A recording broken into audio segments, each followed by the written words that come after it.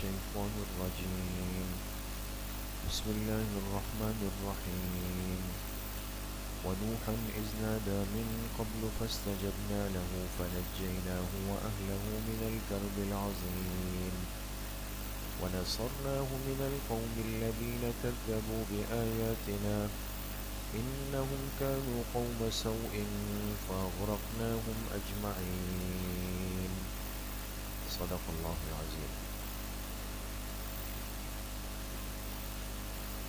سورة الانبیاء پارہ نمبر 17 آیت نمبر 75 تک گزشتہ کل سبق ہوا تھا. آج انشاءاللہ آیت نمبر 76 سے سبق کا آغاز ہو رہا ہے. وَنُوحًا إِذْ نَادَى مِن قَبْلُ، انبیاء علیہ السلام کا تذکرہ چل رہا ہے.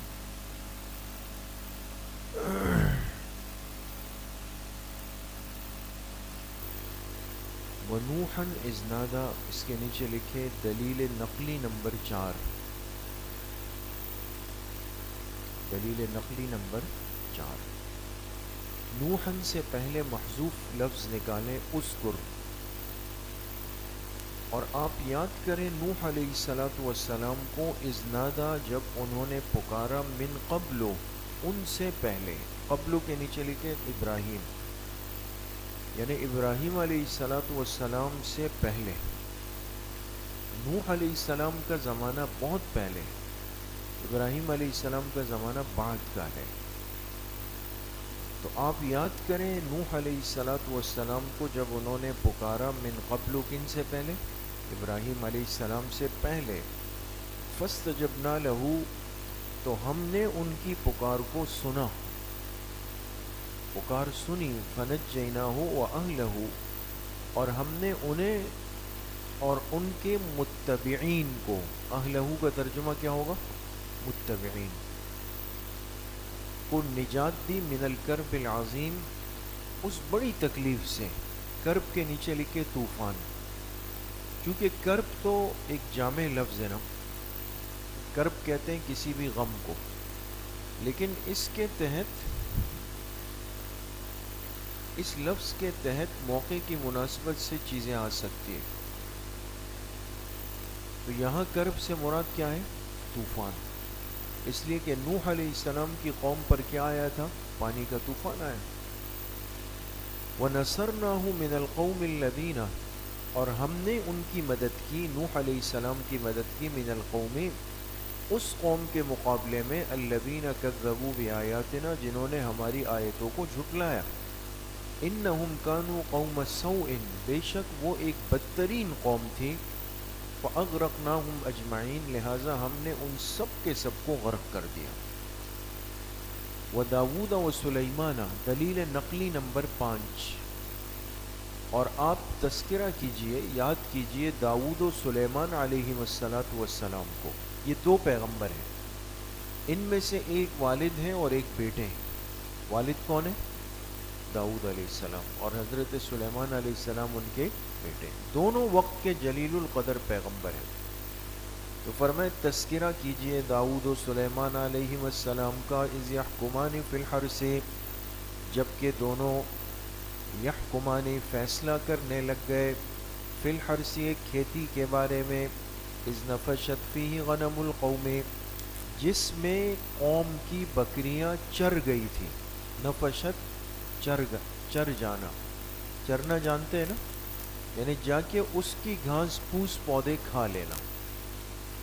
ایک مقدمہ آیا داؤد علیہ السلام کے پاس، ایک شخص آیا اور اس نے کہا کہ میرا ایک چھوٹا سا کھیت ہے، باغ ہے، اور فلاں کی بکریاں آئی اور اس نے سارا کھیت جو ہے چر لیا.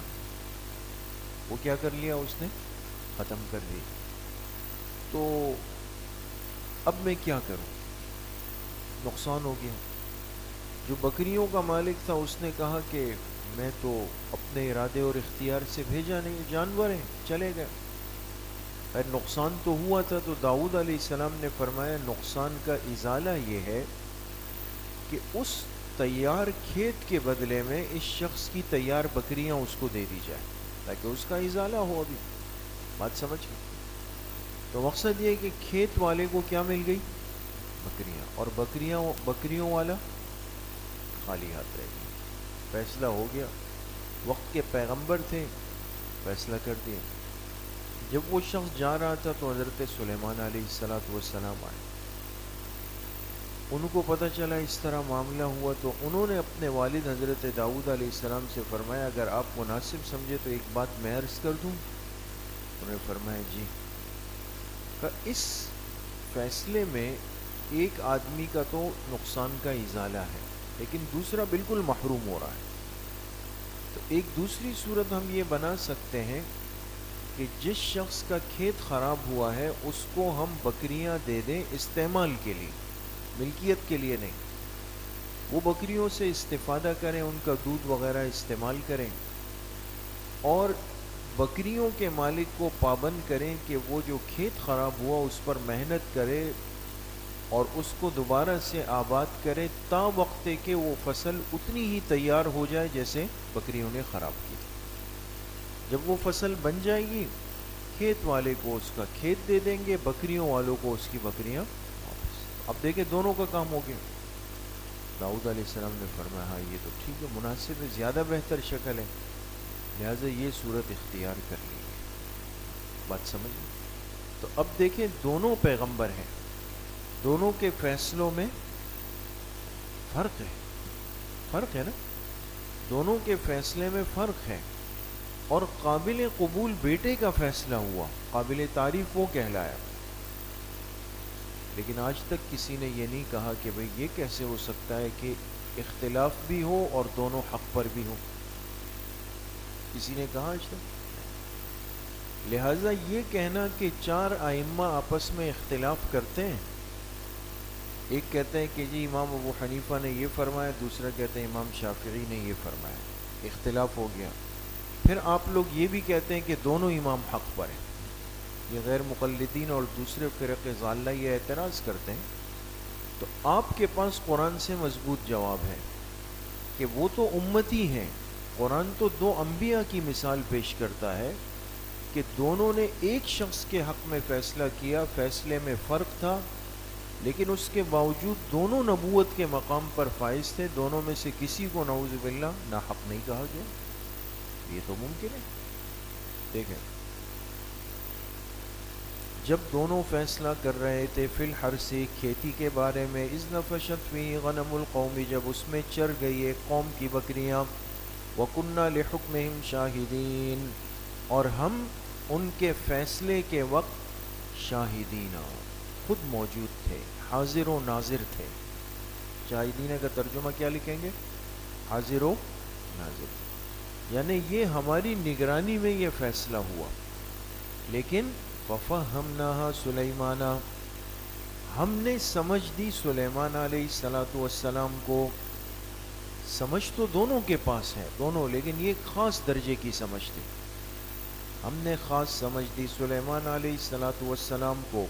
وَكُلًّا آتَيْنَا حُكْمًا وَعِلْمًا اور ہر ایک کو ہم نے حکمن کے دو ترجمے، ایک ہے نبوت اور ایک ہے فیصلے کی طاقت.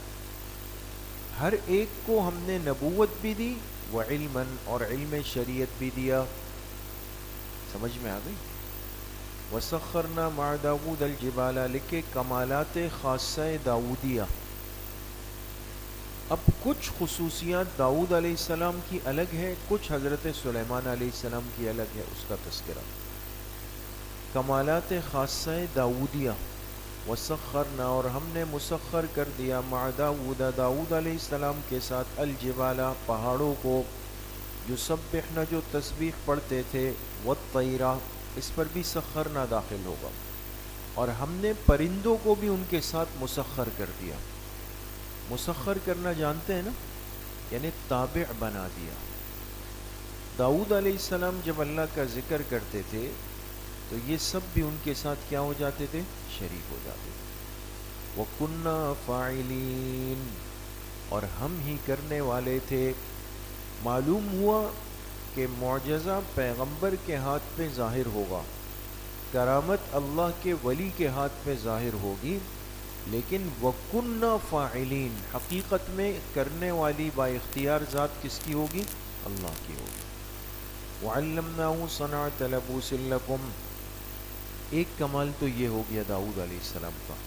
دوسرا، اور ہم نے داؤد علیہ السلام کو سکھایا صنعۃ لبوس لکم، زرہوں کا بننا۔ صنعت کے معنی آتے ہیں بنانا، کاریگری کرنا، اور لبوس کس کو کہتے ہیں؟ زرہ۔ زرہ ہوتی ہے نا جو جنگی لباس ہوتا ہے حفاظت کا، جو فوجی مجاہد اوپر پہنتا ہے، تو لوہے کی زرہیں بنانا یہ بڑی ایک فن کی بات ہے، فن کی مہارت ہے۔ ہم نے داؤد علیہ السلام کو سکھایا زروں کا بنانا، لکم تمہارے لیے، لتحسنکم تاکہ تم اپنا بچاؤ کر سکو، من بأسکم اپنی لڑائیوں کے وقت میں، اپنے جنگوں میں اپنی حفاظت کرو۔ فہل انتم شاکرون، لکھے استفہام طلبی، کیا تم شکر ادا کرنے والے ہو؟ یعنی یہ وہ استفہام ہے جس میں مطالبہ ہے کہ تم کیا بن جاؤ؟ شکر گزار بن جاؤ۔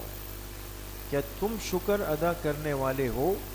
وَلِسُلَيْمَانَ الرِّيحَ عَاصِفَةً، لکھے کمالات خاصہ سلیمانیہ۔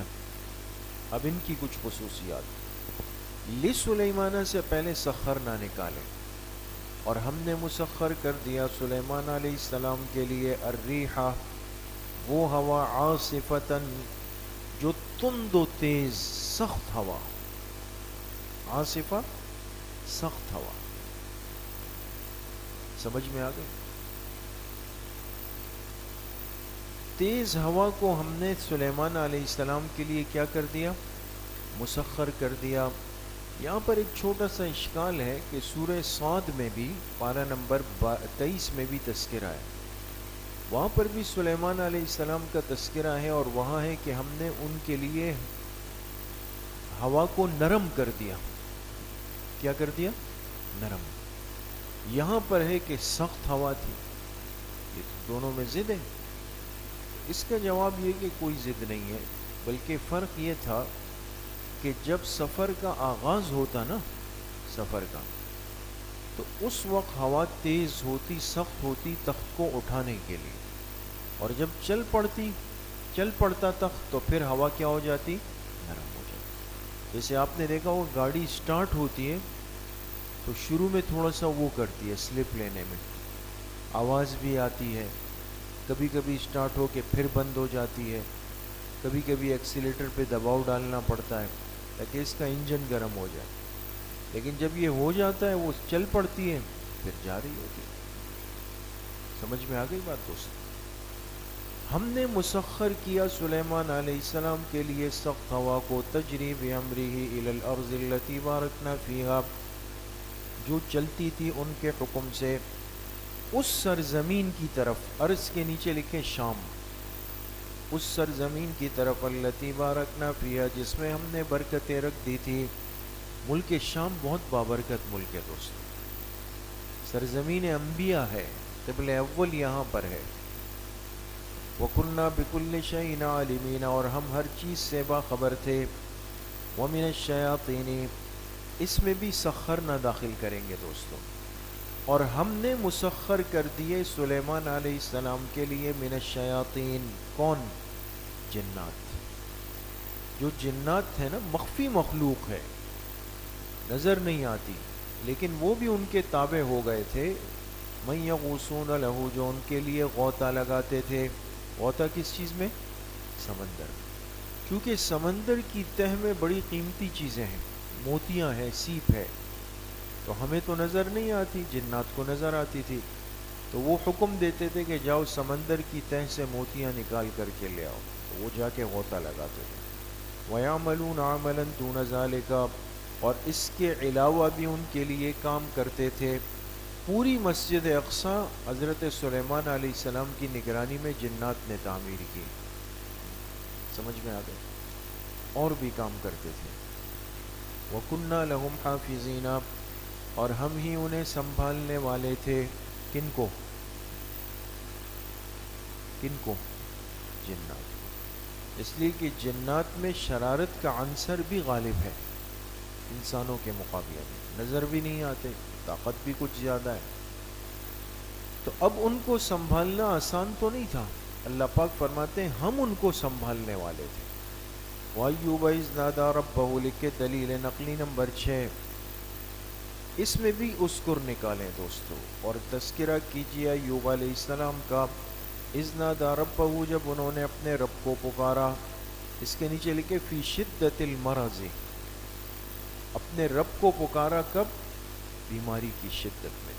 ہر پیغمبر کی آزمائش اور انعام الگ الگ ہے، اور پکار کے کیا کہا؟ انی مسنی الضر وانت ارحم الراحمین، بے شک مجھے پہنچ گئی تکلیف اور آپ ہی سب سے زیادہ رحم کرنے والے ہیں۔ یہ دعائے ایوب ہے دوستو، اگر کوئی سخت بیماری میں آ جائے تو علماء نے لکھا یہ مجرب ہے، انی مسنی الضر وانت ارحم الراحمین۔ فاستجبنا لہ، تو ہم نے ان کی دعا قبول کی، ان کی پکار سن لی۔ وکشفنا ما بہ من ضر، دور کر دیا ان سے اس تکلیف کو، ضر تکلیف کو دور کر دیا۔ وآتیناہ اہلہ ومثلہم معہم، اور ہم نے ان کو دے دیے ان کے اہل خانہ اور اس کے ساتھ اس جیسے اور بھی، اور اس کے ساتھ اس جیسے اور بھی دے دیے، رحمتا من عندنا، اپنی خاص رحمت سے، وذکری للعابدین، اور بطور نصیحت کے، للعابدین، عبادت گزار بندوں کے لیے۔ دیکھیں ایوب علیہ السلام پر آزمائش آئی بیماری کی، بیمار ہو گئے، طویل عرصہ بیمار رہے، یہ ایک مسئلہ تھا۔ اور اس درمیان میں کیا ہوا کہ ان کے اہل خانہ پر کہتے ہیں گھر کی چھت گر گئی، اور اس کے نیچے ان کے بیوی بچے اور یہ سب انتقال کر گئے، اور جو سامان وغیرہ تھا، جانور تھے، وہ بھی سب ضائع ہو گئے، ہلاک ہو گئے۔ تو مقصد یہ ہے کہ ایک جسمانی آزمائش تو تھی، پھر گھر کی آزمائش، پھر مال کی آزمائش، سب چیزیں جمع ہو گئی، لیکن صبر کیا، جزع فضع نہیں کی، تو اللہ پاک نے ایک تو وہ تکلیف دور کر دی، پانی کا چشمہ جاری ہوا، ان سے کہا اس میں غسل کر لیں۔ دوسرا یہ کہ ایک روایت یہ ہے کہ جو بیوی بچے فوت ہو گئے تھے وہی اللہ نے زندہ کیے، ایک روایت یہ کہ وہ زندہ نہیں ہوئے، انہوں نے نیا گھر بسایا، اور پہلے سے بڑھ کر دگنی اولاد اللہ نے ان کو دی، اور جو مال و اسباب چلے گئے تھے دوبارہ اللہ نے اتنی برکت دی کہ اس سے کئی گنا زیادہ مال و اسباب ہو گئے۔ سمجھ گئے؟ تو یاد رکھیں کہ صاحب ایمان پر آنے والی تکلیف و آزمائش زندگی کو روکتی نہیں ہے، شاید زندگی کے نئے باب کا آغاز ہونے جا رہا ہے، لیکن صبر بہت ضروری ہے۔ سمجھ میں آ گیا؟ وَإِسْمَعِيلَ وَإِدْرِيسَ وَذَا الْكِفْلِ، دلیل نقلی نمبر 7، 3 پیغمبروں کا تذکرہ ہے۔ کتنے؟ اور یاد کیجئے اسماعیل علیہ السلام اور ادریس علیہ السلام اور ذوالکفل۔ اب یہ ذوالکفل کون ہے؟ ایک دعویٰ تو کیا، ہمارے ہاں ایک فرقہ دنیا میں موجود ہے جن کو بدھسٹ کہتے ہیں، گوتم بدھ کے پیروکار، سنا ہے نا؟ گوتم بدھ کا نام سنا ہے نا؟ یہ سری لنکا میں اور ان ممالک میں بہت زیادہ ہے، بنیادی جگہ ان کی سری لنکا ہے۔ گوتم بدھ ایک بزرگ گزرے ہیں ان کے نظریے کے مطابق، بعض نے یہ بھی کہا کہ یہ حقیقت میں پیغمبر تھے لیکن انہوں نے اس کو الگ نظریے کے ساتھ آگے کر دیا۔ تو بعض نے کہا کہ یہ جو ذوالکفل ہے یہ در حقیقت وہی پیغمبر ہے، یعنی جس کو ابھی یہ لوگ کیا کہتے ہیں؟ گوتم بدھ کہتے ہیں، لیکن اس کی کوئی مستند سند موجود نہیں۔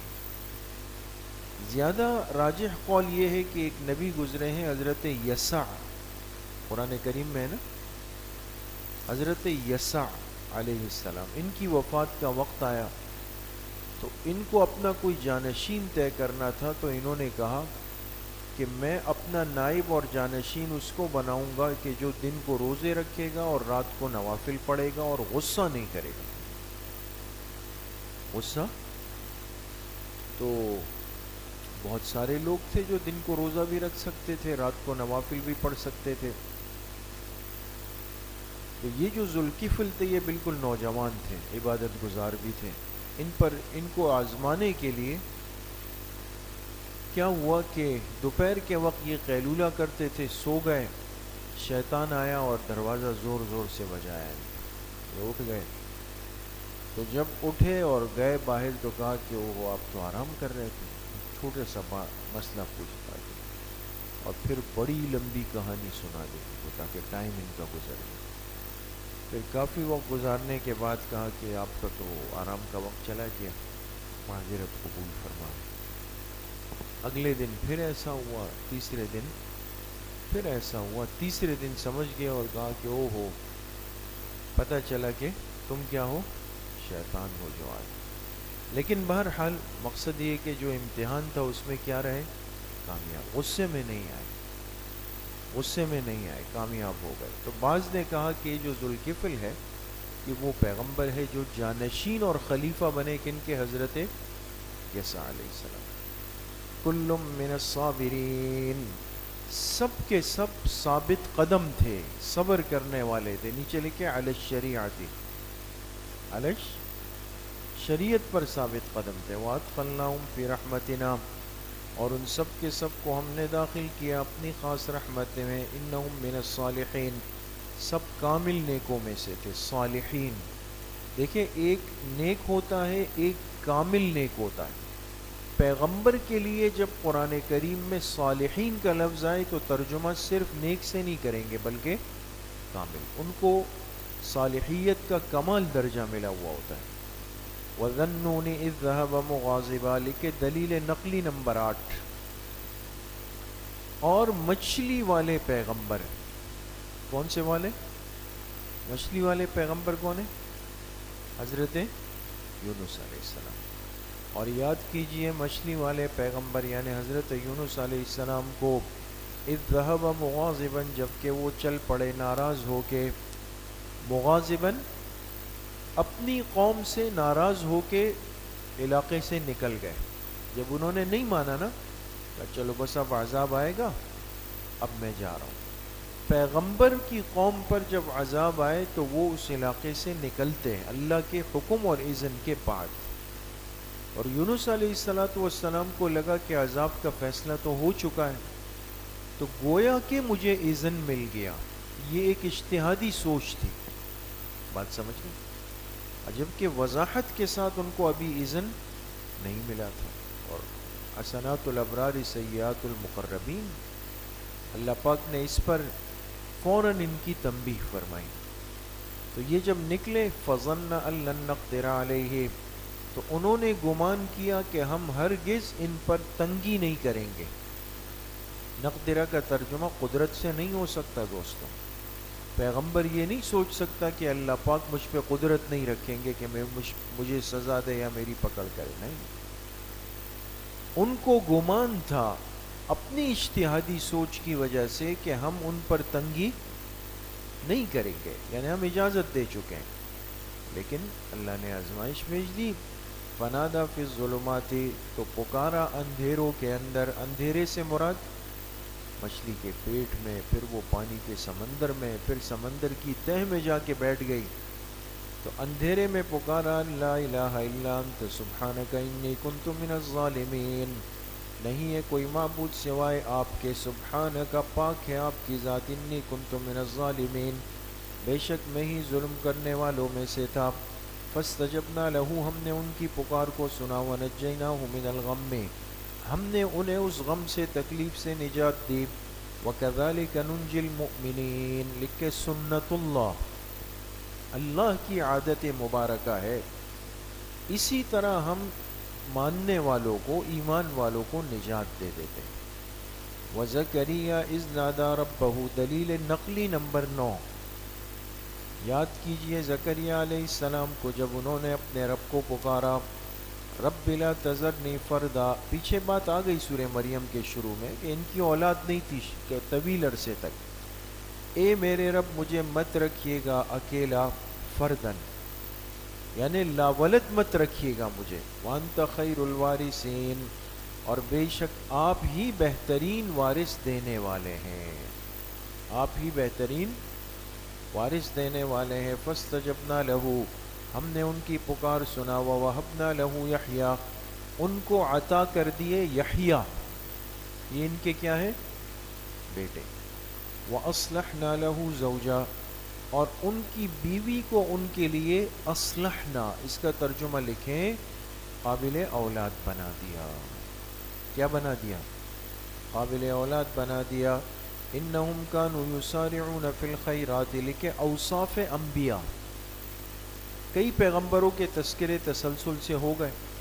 اب سب کے لیے اللہ نے مشترکہ طور پہ کچھ صفات ذکر فرمائی. فرمایا انہم، بے شک یہ سب کے سب، کانوا یسارعون فی الخیرات، نیکی کے کاموں میں جلدی کرنے والے تھے. وَيَدْعُونَنَا رَغَبًا وَرَهَبًا، اور ہمیں ہی پکارنے والے تھے امید و بیم کے وقت. امید و بیم کے وقت. رغبن کے معنی ہوتے ہیں امید کی حالت، رہبن کے معنی ہوتے ہیں خوف کی حالت. دونوں حالتوں میں پیغمبر کس کو پکارتے ہیں؟ اللہ کو. وَكَانُوا لَنَا خَاشِعِينَ، اور یہ ہم سے ہی ڈرنے والے تھے. وَالَّتِي أَحْسَنَتْ فَرْجَهَا، لکھے دلیل نقلی نمبر 10. اس سے پہلے بھی اس کو آئے گا، یاد کیجئے. التی، اس عورت کو، احسنت فرجہا، جس نے اپنی ناموس کی حفاظت کی، یعنی حضرت مریم علیہ السلام، جس نے اپنی ناموس کی حفاظت کی. فنفخنا فیہا من روحنا، ہم نے پھونک دی ان میں اپنی طرف سے روح. کون آئے تھے؟ حضرت جبرائیل آئے، اپنی طرف سے روح پھونک دی. وجعلناہا وابنہا آیۃ للعالمین، اور ہم نے ان کو اور ان کے بیٹے حضرت عیسیٰ علیہ السلام کو آیتن، خاص نشانی بنا دیا. للعالمین، تمام جہان والوں کے لیے ایک نشانی بن گئے قیامت تک کے لیے، کہ اگر اللہ چاہے تو اتنے قادر مطلق بادشاہ ہے کہ بغیر والد کے اولاد دے دے. سمجھ گئے؟ ان ھذہ امتکم امۃ واحدہ، لیکن نتیجہ قصص، اب جتنے قصے ہوئے اس کا ایک نتیجہ آ رہا ہے. ان ھذہ، ھذہ کے نیچے لکھے طریقہ، طریقہ، اور طریقے کے بعد لکھے یعنی توحید یا جماعت. توحید یا، بے شک یہ جو توحید کا طریقہ ہے یا یہ جو جماعت ہے، امتکم امۃ واحدہ، بے شک یہ ایک ہی امت ہے. یہ کیا ہے؟ ایک ہی امت، ایک ہی جماعت ہے. تو انبیاء علیہم السلام ہر زمانے میں الگ الگ آتے ہیں، لیکن ان کا طریقہ توحید یا ان کی جو جماعت انبیاء ہے اس کا نظریہ ایک ہی رہتا ہے، اس میں فرق نہیں ہوتا. وَأَنَا رَبُّكُمْ، اور میں تم سب کا رب ہوں. فَاعْبُدُونِ، لہٰذا میری ہی بندگی کرو. وَتَقَطَّعُوا أَمْرَهُمْ بَيْنَهُمْ، لکھے ازالہ شبہ، بار بار یہ بات آئی. شبہ یہ ہوتا ہے کہ جب اللہ پاک فرماتے ہیں کہ سب کا طریقہ ایک تھا، سب توحید پر تھے، بھئی اختلافی باتیں کیسے آئی، کس نے پیدا کی؟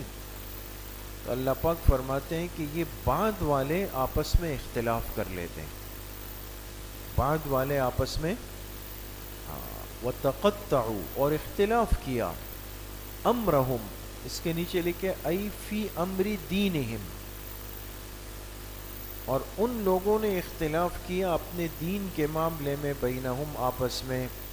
کل الینا راجعون، سب کے سب نے ہماری ہی طرف لوٹ کر آنا ہے. سمجھ میں آ گئی؟ تو اس امت کے اندر بھی اختلاف چلا ہے اور چلے گا. خود جناب نبی کریم صلی اللہ علیہ وسلم نے فرمایا کہ سابقہ امتیں 72 فرقوں میں بٹ گئی اور میری امت 73 فرقوں میں بٹے گی. 73. اس میں سے ایک ناجی ہوگا، باقی ناری ہوں گے، ایک فرقہ، ایک طبقہ نجات پائے گا اور باقی جو ہوں گے وہ سب جہنمی ہوں گے۔ تو آپ علیہ السلام سے پوچھا گیا کہ وہ کون ہوں گے، تو آپ نے فرمایا کہ ما انا علیہ واصحابی، جو میرے اور میرے صحابہ کے طریق پر چلے گا تو وہ ناجی فرقہ ہوگا، کامیاب ہوگا۔ وَمَن يَعْمَلْ مِنَ الصَّالِحَاتِ، لکھے بشارت، جو کوئی نیک عمل کرتا ہے وَهُوَ مُؤْمِنٌ، اس کے نیچے لکھے شرط قبول، نیک عمل کرے اس حال میں کہ مومن بھی ہو، ایمان بنیاد ہے، سمجھ میں آ گئی؟ تو فلا کفران لسعیہ، اس کی کوشش کی ناقدری نہیں ہوگی۔ کفران کا ترجمہ لکھے ناقدری، سعیہ کوشش، وَإِنَّا لَهُ كَاتِبُونَ، اور بے شک ہم ہی اس کو لکھنے والے ہیں۔ لہذا کوئی قربانی دے کر پریشان نہ ہو کہ بھئی نتیجہ تو آیا ہی نہیں، بات ایسے ہی چلی گئی۔ وَحَرَامٌ عَلَىٰ قَرْيَةٍ أَهْلَكْنَاهَا، لکھے ازالہ شبہ، ازالہ شبہ، شبہ یہ کرتے تھے کہ عذاب آئے گا آئے گا آئے گا، ابھی تک نہیں آ رہا، تو اگر ہم اتنے ہی نافرمان، برے، ناپسندیدہ ہیں تو پھر تو ہم ہلاک ہو جانے چاہیے تھے۔ تو اس کا جواب اللہ پاک نے دیا کہ تم سے پہلے بھی ہلاک ہوئے، لیکن بات یہ ہے کہ جانے والا آ کے بتاتا نہیں ہے کہ مجھ پہ کیا گزری، ہم تمہیں بتا رہے ہیں کہ ان کے ساتھ ایسا ہو چکا ہے، مان جاؤ۔ دیکھیں، وَحَرَامٌ عَلَىٰ قَرْيَةٍ، اور لازم ہے، کیا ہے؟ لازم ہے، عَلَىٰ قَرْيَةٍ أَهْلَكْنَاهَا، اس بستی پر جسے ہم نے ہلاک کر دیا، کہ أَنَّهُمْ لَا يَرْجِعُونَ، کہ وہ لوٹ کر نہیں آئیں گے۔ سمجھ میں آ گئی؟ جو بستی ہم نے ہلاک کر دی، لازم ہے کہ وہ لوگ دوبارہ دنیا میں لوٹ کر کے نہیں آ سکتے۔ بعض نے حرام ان کا ترجمہ کیا کہ محال ہے، ناممکن ہے، ناممکن ہے، محال ہے کسی بستی پر جسے ہم نے ہلاک کیا ہو، انہم لا یرجعون، اور پھر وہ لوٹ کر آ جائے۔ سمجھ میں آ گئی؟ اگر آپ محال والے ترجمے میں جائیں گے نا، دوسرے والے میں، تو پھر لا یرجعون کی لا کو زائدہ کہیں گے۔ کیا کہیں گے؟ زائدہ، دوسرے ترجمے والی صورت میں۔ اور سادہ ترجمہ یہی ہے کہ حرام ان کو لازم ان کے معنی میں لیں، کہ لازم ہے ہر اس بستی پر جسے ہم نے ہلاک کر دیا کہ وہ واپس لوٹ کر نہیں آ سکتے۔ حتی اذا فتحت یأجوج ومأجوج، لکھے تخویف اخروی، یہاں تک کہ جب کھول دیا جائے گا یاجوج و ماجوج کو، پیچھے بات تفصیل سے آ گئی کہ ایک دیوار کے پیچھے ان کو بند کیا گیا ہے۔ وَهُم مِّن كُلِّ حَدَبٍ يَنْسِلُونَ، تو ہر اونچی جگہ سے پھسلتے ہوئے آئیں گے، تعداد ایسے ہوگی کہ جیسے 12 بجے وقفہ ہو جاتا ہے نا کھانے کا، ماشاءاللہ سے مدارس میں دیکھیں طلبہ کیسے مطبخ کی طرف جانا شروع کر دیتے، تو ہر چیز پر انسان کا اثر محسوس ہوتا ہے دوستو۔ تو یہ جب ان کی دیوار ٹوٹے گی تو ایسا لگے گا کہ ہر جگہ سے پھسلتے ہوئے یہی لوگ آ رہے ہیں۔ وَاقْتَرَبَ الْوَعْدُ الْحَقُّ، اور برحق وعدہ قریب آ گیا۔ برحق وعدہ، برحق وعدے سے مراد قیامت کا نا۔ فَإِذَا هِيَ شَاخِصَةٌ أَبْصَارُ الَّذِينَ كَفَرُوا، تو اس وقت کافروں کی آنکھیں شاخصہ، پھٹی کی پھٹی رہ جائیں گی۔ یا ویلنا، اس سے پہلے یقولون نکالیں، اور پھر کافر کیا کہیں گے؟ ہائے ہماری ہلاکت، ہائے افسوس، قد کننا فی غفلت من ھذا، ہم تو اس بارے میں غفلت میں پڑے ہوئے تھے، بل کننا ظالمین، بلکہ ہم تو اپنی جانوں پہ خود ظلم کرنے والے تھے۔ انکم وما تعبدون من دون اللہ حسب جہنم، لکھے وعید مشرکین، وعید بے شک تم، یعنی مشرکین کو خطاب ہے، تم بھی اور جن کی تم عبادت کرتے ہو اللہ کو چھوڑ کر سب کا سب حسب جہنم، جہنم کا کیا ہے؟ ایندھن ہے. تم بھی اور تمہارے بنائے ہوئے معبودان باطلہ وہ سب قیامت کے دن کیا بنیں گے؟ جہنم کا ایندھن. انتم لہا واردون، واردون داخلون، تم سب کو جہنم میں داخل ہونا ہے. لو کان ہؤلاء آلہۃ، اور اگر یہ واقعتاً معبود ہوتے جو تم نے بنائے ہیں نا، اگر یہ واقعی معبود ہوتے تو ما وردوہا، تو وہ جہنم میں نہ آتے. وکل فیہا خالدون، اور یہ سب کے سب اس میں ہمیشہ رہیں گے. لہم فیہا زفیر، اور ان کے لیے اس جہنم میں ہوگی زفیر، چیخ و پکار.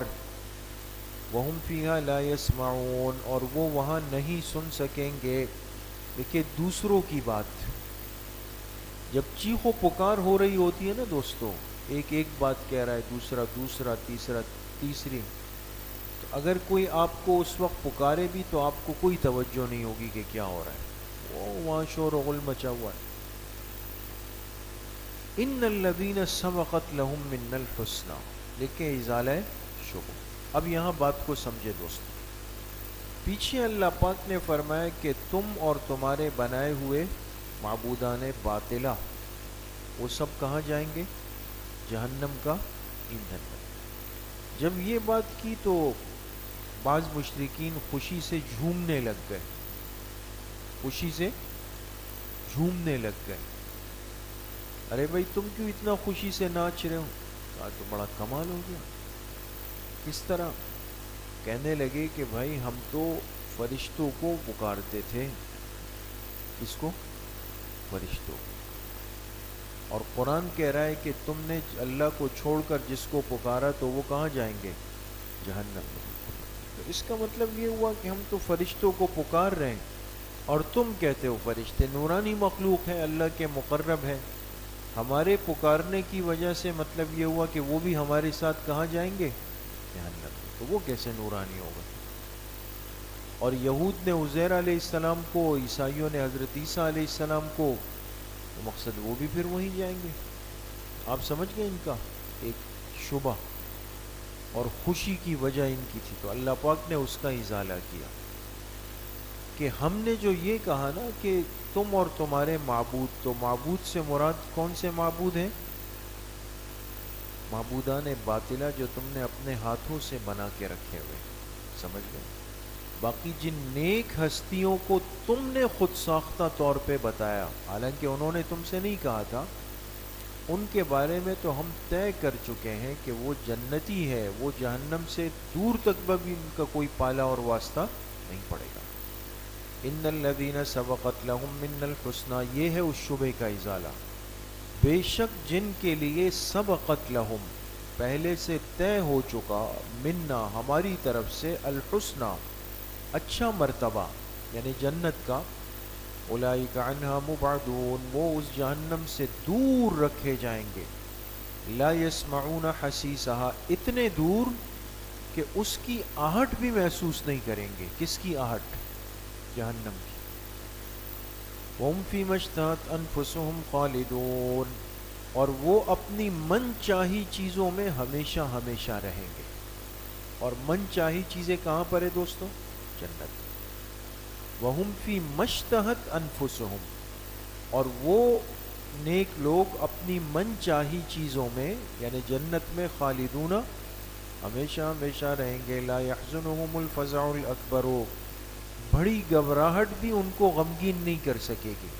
یحزنہم ان کو غمگین نہیں کر سکے گی، الفزع الاکبر بڑی گھبراہٹ، یعنی جو قیامت کا جھٹکا ہوگا نا تب بھی ان پر کوئی غم نہیں آئے گا. وتتلقاہم الملائکہ اور فرشتے ان کا استقبال کریں گے. کیا کہتے ہوئے؟ کہیں گے ھذا یومکم الذی کنتم توعدون یہی تو تمہارا وہ دن آ گیا جس کا تم سے وعدہ کیا جاتا تھا. سمجھ میں آ گئی؟ یوم نطوی السماء لکھے احوال قیامت، احوال قیامت. یاد کرو اس دن کو نطوی السماء، جس دن ہم آسمان کو ایسا لپیٹ دیں گے. آسمان کو آپ نے دیکھا ہوگا کوئی بڑا کاغذ یا گتا ہوتا ہے، اس کا رول بنایا جائے گول گول کر کے، اس طرح جو بڑے وہ ہوتے ہیں نا چارٹ وغیرہ ہوتے ہیں، تو گما کے ایک رول بنا کے اس کو لپیٹ دیا جاتا ہے. آسمان کو ہم ایسا لپیٹ دیں گے. اس کے نیچے لکھے عند نفخۃ الاولی، عند نفخۃ پہلے سور کے وقت میں. کطی السجل للکتب، جیسے کہ رجسٹر کو لپیٹنا اس کے مضامین پر. ایک بڑا رجسٹر ہوتا ہے نا، ایک بڑا چارٹ ہوتا ہے، اس کے اندر آپ نے مختلف مضامین لکھے ہیں. جب کام پورا ہو جاتا ہے تو وہ تو اتنا پھیلا ہوا ہے، کہتے ہیں بھئی چلے بند کر دیں، تو آپ اس کو بند کرنا شروع کرتے، ایک صفحہ، پھر آخر میں اس کو ایک رول بنا کے چھوٹا سا وہ کر کے اس پہ ربڑ لگا کے ختم. تو جو چیز اتنی پھیلی ہوئی نظر آ رہی تھی وہ سمیٹ کر بالکل مختصر ہو جاتی ہے. تو جیسے رجسٹر لپیٹ دیا جاتا ہے للکتب، لی کے نیچے لکھے علا، اپنے مضامین پر. بعض حضرات نے فرمایا کہ سجل اصل میں فرشتے کا نام ہے. کس کا نام ہے؟ فرشتے. اور یہ فرشتہ مقرر ہے کہ یہ پہلے سور کے وقت آسمان کو لپیٹ دے گا. تو اگر سجل فرشتے کا نام ہو تو کتب سے مراد پھر ہوگا رجسٹر، مضامین نہیں. جیسے کہ سجل فرشتہ وہ رجسٹروں کو لپیٹ دیتا ہے. کما بدأنا اول خلق نعید، اور جیسے ہم نے پہلی دفعہ مخلوق کو پیدا کیا تھا، نعیدہ، ہم دوبارہ سب کے سب کو لوٹا دیں گے، سب دوبارہ اٹھیں گے. وعدنا علینا، یہ ہمارا وعدہ ہے. انا کننا فاعلین، بے شک ہم ایسا ہی کرنے والے ہیں. وَلَقَدْ كَتَبْنَا فِي الزَّبُورِ، لکھے بشارت و فیصلہ خداوندی، بشارت و فیصلہ اور تحقیق ہم نے لکھ دیا. فی الزبور، زبور کے نیچے لکھے آسمانی کتابیں، آسمانی کتابوں میں ہم نے لکھ دیا. من بعد الذکر، لوح محفوظ کے بعد، چونکہ سب سے پہلے وحی الہی لوح محفوظ میں ہوتی ہے، لوح محفوظ سے اس کو آسمانی کتابوں میں لکھا جاتا ہے. تو فرمایا ہم نے لکھ دیا آسمانی کتابوں میں. کب لکھا؟ من بعد لوح محفوظ کے بعد. کیا لکھ دیا؟ کہ ان الارض، لکھے بیان مضمون، بیان لکھ دیا کہ بے شک جو زمین ہے، ارض کے نیچے لکھے ارض جنت، ارض جو جنت کی زمین ہے، یرثها عبادی الصالحون، اس کا وارث ہمارے نیک بندے ہوں گے. جنت کی زمین کی میراث کن کو ملے گی؟ نیک بندوں کو ملے گی، اور یہ اللہ پاک دیں گے. دوستوں، یہ کسی مخلوق کے اختیار میں نہیں ہے کہ کوئی کہے کہ جنت فلاں کی جاگیر ہے اور فلاں کی میراث ہے، وہ بانٹیں گے. اگر وہ نہ دیں کسی کو تو نہ دیں. تو ایک ضابطہ تو اللہ نے فرمایا کہ وہ اللہ پاک خود دیں گے. دوسرا ضابطہ ہے عبادی الصالحون، کہ یہ جنت میراث میں ملے گی تو کن کو؟ نیک بندوں کو ملے گی، بدماشوں کو نہیں. دنیا میں تو بدماشیاں کی، بڑی بڑی مونچھیں رکھی، شراب اور چرس، نشے، افیون اور بھنگ کے اندر مبتلا ہے، لیکن کہتے ہیں جی نہیں جی ہم تو فلاں کے وہ ہیں، لہذا جنت تو ہمیں جاگیر میں ملنی ہے. ایسا نہیں. ان فیہا ذالک، ترغیب الی القرآن، بے شک ان باتوں میں لبلاغن، کامل نصیحت ہے. کیا ہے؟ کامل نصیحت ہے. لقوم عابدین، عبادت گزار بندوں کے لیے. وما ارسلناک الا رحمتا للعالمین، لکھے عموم بعثت خاتم الانبیاء، حضور علیہ السلام کی بعثت عام اور تام ہے. اے میرے محبوب، ہم نے آپ کو نہیں بھیجا مگر تمام جہانوں کے لیے رحمت بنا کر بھیجا، آپ رحمت ہیں.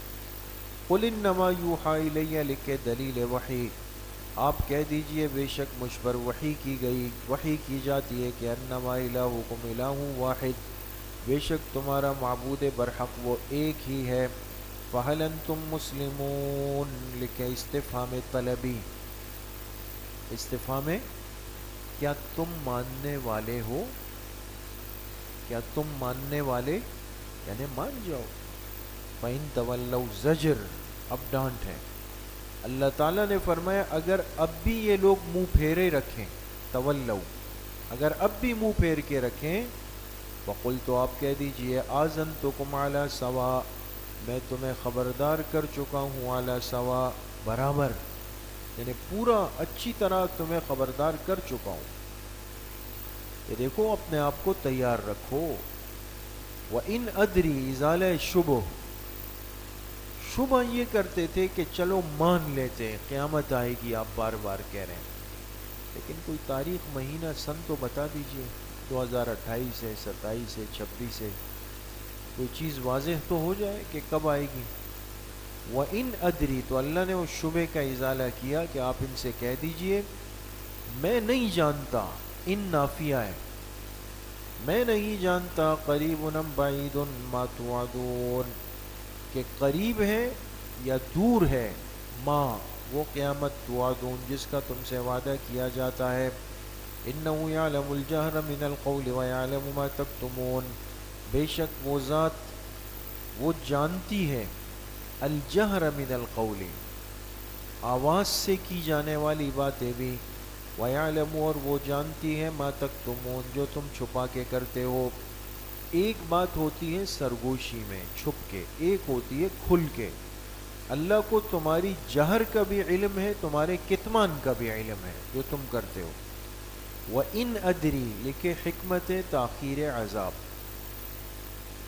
اب سوال یہ تھا کہ چلے عذاب آئے گا نافرمانوں پہ، یہ تو ہم مانتے ہیں، لیکن نافرمانی کھل کے ہو رہی ہو، پھر اتنی تاخیر، اس کی حکمت کیا ہے؟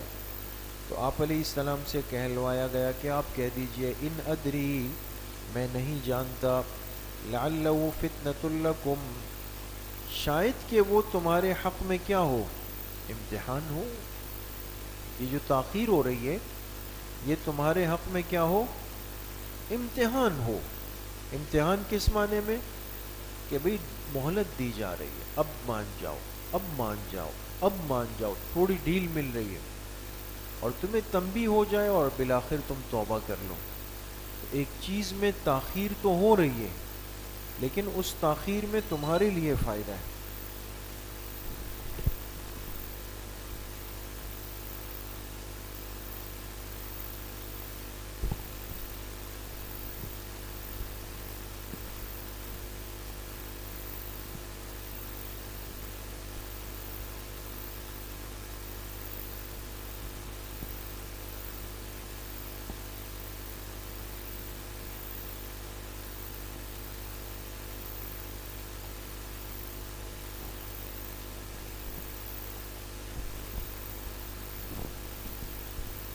دیکھیں، اور میں نہیں جانتا، شاید کہ وہ تمہارے حق میں کیا ہو، امتحان ہو، تمہیں موقع دیا جا رہا ہو، وَمَتَاعٌ إِلَىٰ حِينٍ، اور شاید تمہیں فائدہ اٹھانے کے لیے وقت دیا جا رہا ہو، إِلَىٰ حِينٍ، ایک وقت تک۔ بعض دفعہ اللہ پاک ہدایت کی مہلت دیتے ہیں، بعض دفعہ اللہ پاک خالص دنیا سے مزید نفع اٹھانے دیتے ہیں، تو چلو ویسے اتنا کر چکے ہو، ایک 4-8 دن اور کر لو۔ تو اب دونوں امکان ہیں، یا تو تمہارے حق میں یہ ایک امتحان ہے، آزمائش ہے، یا تمہارے لیے متاع ہے، فائدہ اٹھانے کا موقع ہے بس۔ قال رب احکم بالحق، لکھیں دعائے خاتم الانبیاء، دعائے خاتم الانبیاء۔ قال رب احکم، قال رب احکم بالحق، کہا میرے رب نے، کہا حضور علیہ السلام نے، قال کا فاعل کون ہے؟ حضور علیہ السلام۔ رب احکم بالحق، اے میرے رب فیصلہ فرما دیجئے حق کے ساتھ۔ حق کے ساتھ فیصلہ فرما دیجیے. وَرَبُّنَا الرَّحْمَنُ، لکھے تسلی مومنین، ایمان والوں کو تسلی بھی دی کہ ہمارا جو رب ہے وہ رحمان ہے. وہ کون ہے؟ رحمان ہے، جس میں رحم کا مادہ ہے، رحم کرنے والی ذات ہے، پریشان نہیں ہونا.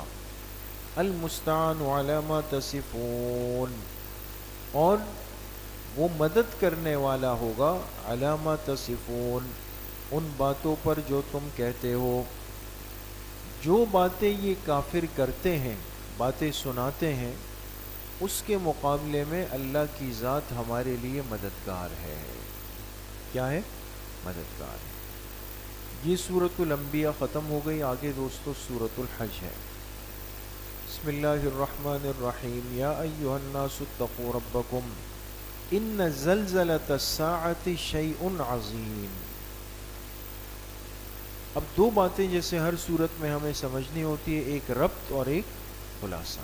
دیکھیں، ربط سورہ حج و سورہ انبیاء. سورہ انبیاء میں نفی شرک اعتقادی کا، اور اس صورت میں نفی شرک اعتقادی اور فعلی دونوں کا بیان ہے.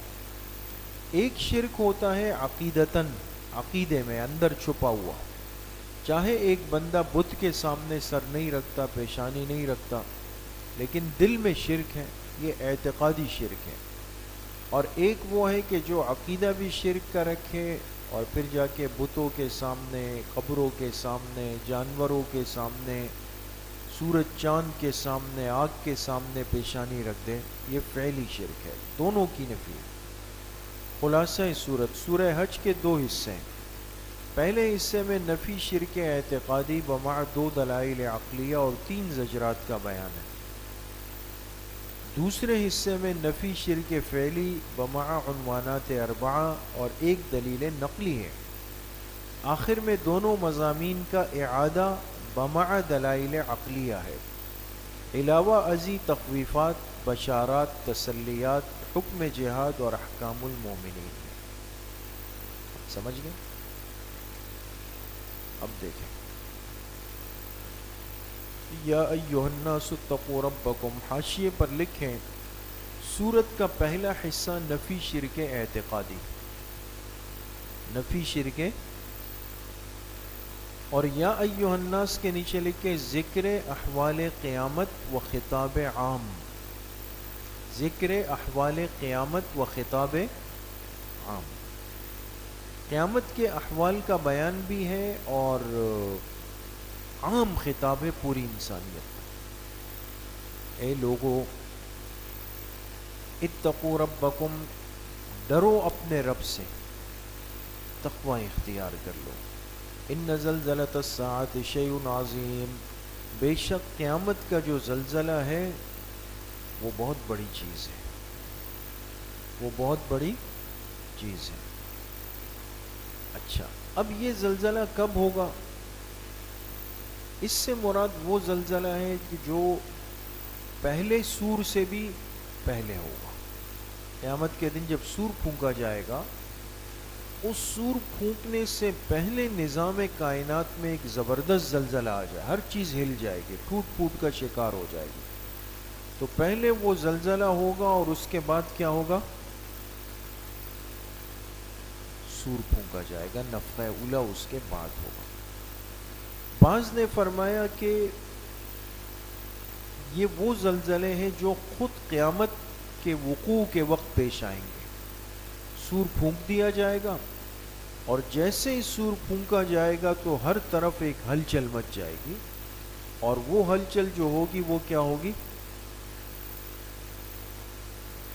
زلزلے کی طرح ہوگی، اور اس میں ہر چیز اپنی جگہ سے ہل جائے گی، عمارتیں گر جائیں گی، پہاڑ ریزہ ریزہ ہو جائیں گے، اور سب ایک دوسرے کے پیچھے آگے پیچھے صورتحال بہت پیچیدہ ہو جائے گی. تو یہ زلزلہ یا تو نفخہ اولی سے بھی پہلے ہے یا نفخہ اولی کے وقت ہی ہو جائے گا. یوم ترونہا، بیان شدت زلزلہ، جس دن تم دیکھو گے اس کو، ترونہا، جب تم اس زلزلے کو دیکھو گے تو تذہل کل مرضعۃ عما ارضعت، بھول جائے گی تزہلو کے نیچے لکھے بسببہا، اس زلزلے کی وجہ سے بھول جائے گی ہر دودھ پلانے والی عورت اما ارضعت، اپنے دودھ پیتے بچے کو، وہ اپنے دودھ پیتے بچے کو کیا ہو جائے گی؟ بھول جائے گی. اسے یہ پرواہ نہیں رہے گی کہ جی میرے گود میں ایسا بچہ ہے جس کو میں دودھ پلا رہی ہوں، بلکہ اس وقت فکر یہ ہوگی کہ میرا بنے گا کیا، میرا بنے گا کیا، اب میرے ساتھ کیا ہوگا. تو اولاد کی یہ جو محبتیں ہیں دوستو، یہ تو سب دنیا کی ضروریات اور حوائج ہیں، تو دنیا ہے. اور انسان ظاہر سی بات ہے اس دنیا میں اللہ پاک نے یہ محبت رکھی ہے، لیکن جب آخرت کے احوال شروع ہو جائیں گے یہ ساری محبتیں، یہ رشتے، یہ ناطے سب کیا ہو جائیں گے؟ ختم. پھر کسی کو کسی کی پرواہ نہیں. تو دودھ پیتے بچے کو بھول جائے گی. وَتَضَعُ كُلُّ ذَاتِ حَمْلٍ حَمْلَهَا، اور گرا دے گی ہر حاملہ عورت حملها، اپنے حمل کو. نیچے لکھے قبل وقتها، اس کے وقت سے پہلے. یعنی اتنی سخت حالت ہوگی کہ وہ یہ پرواہ نہیں کرے گی کہ مجھے اپنے حمل کی حفاظت کرنی ہے، جبکہ حالت حمل میں عورت احتیاط کرتی ہے کہ کہیں حمل ضائع نہ ہو جائے، لیکن وہ ان چیزوں کی پرواہ نہیں کرے گی. وَتَرَى النَّاسَ سُكَارَىٰ، اور تم دیکھو گے لوگوں کو کہ وہ گویا نشے میں ہیں. کس میں ہیں؟ نشے میں. لیکن وَمَا هُمْ بِسُكَارَىٰ، وہ نشے میں نہیں ہوں گے. وَلَكِنَّ عَذَابَ اللَّهِ شَدِيدٌ، بلکہ اللہ کا عذاب سخت ہے. یہ اس عذاب کا ایک خوف ہوگا. وَمِنَ النَّاسِ مَن يُجَادِلُ فِي اللَّهِ بِغَيْرِ عِلْمٍ، لکھے زجر نمبر 1. لوگوں میں سے بعض لوگ تو ایسے ہیں کہ من یجادل فی اللہ، فی کے بعد توحید کا لفظ نکالے، جو جھگڑتے ہیں اللہ کی توحید میں بغیر علم، علم کے نیچے لکھ کے دلیل عقلی، بغیر کسی دلیل عقلی کے جھگڑتے ہیں. وَيَتَّبِعُ كُلَّ شَيْطَانٍ مَرِيدٍ، اور اتباع کرتے ہیں ہر شیطان سرکش کی، ہر شیطان سرکش کی. بلا وجہ توحید میں بحث کریں گے، ان کے پاس کوئی دلیل، کوئی علم، کوئی بنیاد، کوئی سند، کچھ بھی نہیں ہے. شیطان سرکش کے پیچھے چل رہے ہوں گے. کتب علیہ، لیکن نتیجہ اتباع، شیطان کے پیچھے چلنے کا نتیجہ کیا ہوگا؟ انہ من تولاہ، جو اس کو دوست بنائے گا. کتب علیہ کا ترجمہ رہ گیا شاید نا، کتب علیہ، ان پر لکھ دیا گیا، ان پر لکھ دیا گیا کہ انہ من تولاہ، جو شیطان کو دوست بنائے گا، فانہ یضلہ، تو بے شک شیطان اس کو گمراہ کر دے گا. اس کے نیچے لکھے فی الدنیا، کہاں پر؟ دنیا میں تو شیطان اس کو گمراہ کرے گا. وَيَهْدِيهِ إِلَىٰ عَذَابِ السَّعِيرِ، اور آخرت میں شیطان ان کی رہنمائی کرے گا جلنے والے عذاب کی طرف، جہنم تک لے جائے گا. یا ایھا الناس، حاشیے پر لکھ کے دلیل عقلی کا پہلا حصہ یعنی دلیل انفسی، دلیل عقلی کا پہلا حصہ یعنی دلیل، دیکھیں دلیل عقلی کا مطلب یہ ہے کہ آپ کی عقل آپ کو سمجھائے کہ یہ صحیح ہے یہ غلط ہے. جیسے مثال کے طور پہ آپ ابھی بیٹھیں اور آپ کہیں یار سارے پنکھے چلا دو، چلانے چاہیے، کیوں؟ ہاں تھوڑی سردی ہے نا. عقل کہہ رہی ہے کہ غلط ہو رہا ہے، پنکھے نہیں چلانے چاہیے ورنہ تو قلفی بن جائیں گے سب. پھر دلیل عقلی جو ہے اس کے اندر اجزاء ہیں. ایک جز اس کا ہوتا ہے دلیل انفسی، آپ کا اپنا وجود، آپ کا عقل کہتی ہے کہ آپ کے 2 ہاتھ ہیں، 2 پیر ہیں، 2 آنکھیں ہیں، 1 زبان ہے، 2 کان ہے. یہ کس نے بنایا؟ تو میں نے تو خود نہیں بنائے بیٹھ کے، والدین نے خود بیٹھ کے نہیں بنایا. تو عقل کے ساتھ ساتھ اس کا اپنا وجود اس کی رہنمائی کرتا ہے، تو اس کو کہتے ہیں دلیل انفسی. لکھیے دوستو، یا ایھا الناس، اس کے نیچے لکھ کے دلیل انفسی برائے بعث، برائے بعث، با عین ثا، بعث کہتے ہیں مرنے کے بعد زندہ اٹھنے کو. وخطاب بمجادلین، وخطاب بمجادلین، جو لوگ جھگڑتے ہیں نا اللہ نے ان سے بھی خطاب کیا.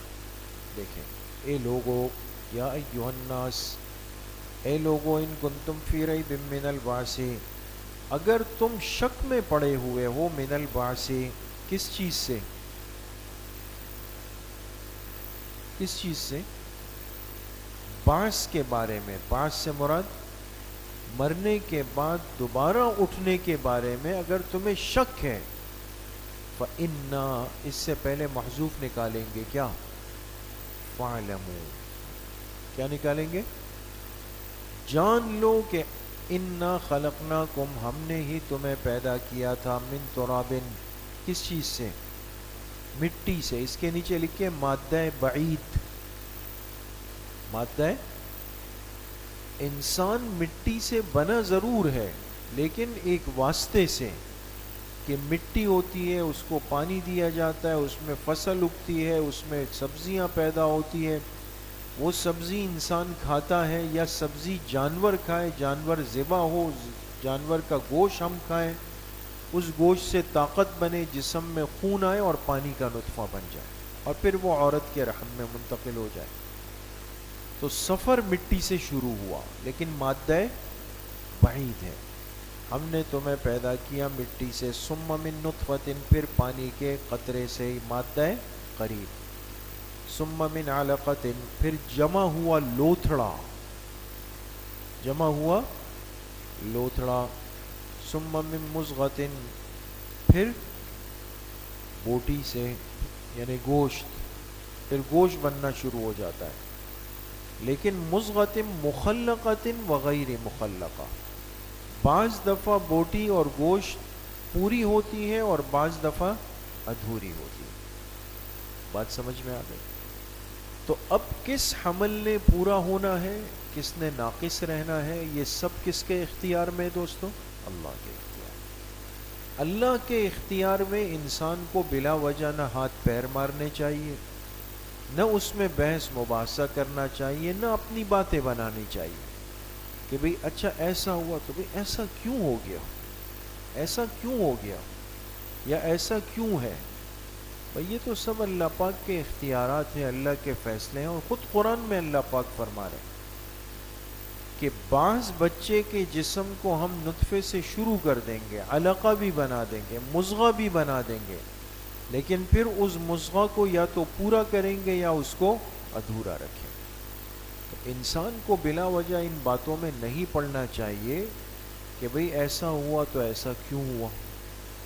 لِنُبَيِّنَ لَكُمْ، لِنُبَيِّنَ سے دوستو پہلے محذوف نکالے، خَلَقْنَاكُمْ، خَلَقْنَاكُمْ، ہم نے تمہیں پیدا کیا، لِنُبَيِّنَ لَكُمْ، تاکہ تم پر واضح ہو جائے، تاکہ تم پر واضح ہو جائے. اور اس کے بعد محذوف نکالیں گے قدرتی، تم پر کیا واضح ہو جائے؟ میری قدرت واضح ہو جائے. وَنُقِرُّ فِي الْأَرْحَامِ، اور ہم ٹھہراتے ہیں رحم میں، عورت کے رحم میں، ماں، وہ نطفہ، وہ پانی کا قطرہ، نشاء، جسے ہم چاہیں، الی اجل مسمی، ایک وقت مقرر تک. وہ نطفہ ٹھہر جاتا ہے ایک وقت مقرر. اجل مسمی کے نیچے لکھے یعنی وضع حمل کا وقت، وضع حمل کا وقت. تو یہ پورا جو حمل کا زمانہ ہے 6 مہینے سے لے کر 2 سال تک، آپ نے فقہ کی کتابوں میں پڑھا ہے، اس کی کل مدت ہوتی ہے. تو وہ ٹھہر جاتا ہے. ثم نخرجکم طفلا، پھر ہم تمہیں نکالتے ہیں، طفلا، کس حالت میں؟ بچپنے کی حالت میں. اب جب حمل پورا ہو جائے اللہ کے حکم سے اور انسان دنیا میں آتا ہے، تو آج تک ایسا نہیں ہوا کہ کوئی دنیا میں آیا ہو اور گبرو جوان آیا ہو. ہر ایک بچہ ہو کر آتا ہے، ایسا ہی ہے نا، بچہ آیا. تو دنیا میں آنا تو حالت طفل میں ہے، بچپنے میں ہے، پھر کیا ہونا ہے؟ اب حاشیے پر لکھ کے اس کے بعد 3 قسمیں ہو جاتی ہیں. کتنی قسمیں؟ 3. یہ سمجھیں گے تو آگے آیت سمجھنا آسان ہو جائے گا. نمبر 1، کوئی بچپن میں فوت ہو جاتا ہے. نمبر 2، کوئی بلوغ کے بعد فوت ہو جاتا ہے یعنی جوانی میں. نمبر 3، اور کوئی بڑھاپے میں، یا تو اسی بچپنے میں چلا گیا، یا بالغ ہونے کے بعد چلا گیا، یا بڑھاپے میں. ان 3 صورتوں میں سے کوئی ایک صورت ہوگی. تو ثم نخرجکم طفلا، پھر ہم نے تمہیں نکالا حالت بچپنے میں. صحیح ہے. ثم، پھر کیا ہوا؟ اب وہ 3 صورتیں بنے گی دوستوں. ثم کے بعد محذوف نکالے، نعمرکم، کیا نکالے؟ پھر ہم تمہیں زندگی دیتے ہیں. لتبلوا اشدکم، تاکہ تم پہنچ جاؤ اپنی جوانی کو. لکھے قسم اول، تم پہنچ جاؤ اپنی جوانی کو. ومنکم، اس کے نیچے لکھے قسم دوم، اور تم میں سے بعض وہ ہوں گے من یتوفا، جو فوت ہو جائیں گے. اس کے نیچے لکھے قبل البلوغ، بالغ ہونے سے پہلے پہلے. ومنکم لکھے قسم سوم، اور تم میں سے بعض وہ ہوں گے من یرد الی ارذل العمر، جنہیں لوٹا دیا جائے گا ارذل العمر، انتہائی عمر تک. کون سی عمر تک؟ انتہائی، بڑھاپے کی انتہائی عمر تک. ارذل العمر اس کو کہتے ہیں کہ جس میں انسان بالکل، جس کو کہتے ہیں نا سٹھیا جانا، کہ دماغ، احوال، کیفیات کچھ بھی کام نہیں کر رہا. وہ بڑھاپا مثل بچپنے کے ہوتا ہے، کچھ بھی نہیں سمجھ میں آتا. یہ ارذل العمر کہلاتا ہے. یہاں ایک روایت نقل کی جاتی ہے، حضرت عکرمہ جو تابعی ہے، وہ فرماتے ہیں کہ جو قرآن پڑھے اور پڑھائے اللہ تعالیٰ اس کو ارذل العمر سے بچاتے ہیں. جو قرآن پڑھے اور پڑھائے تو اللہ تعالیٰ اس کو ارذل العمر سے بچاتے ہیں.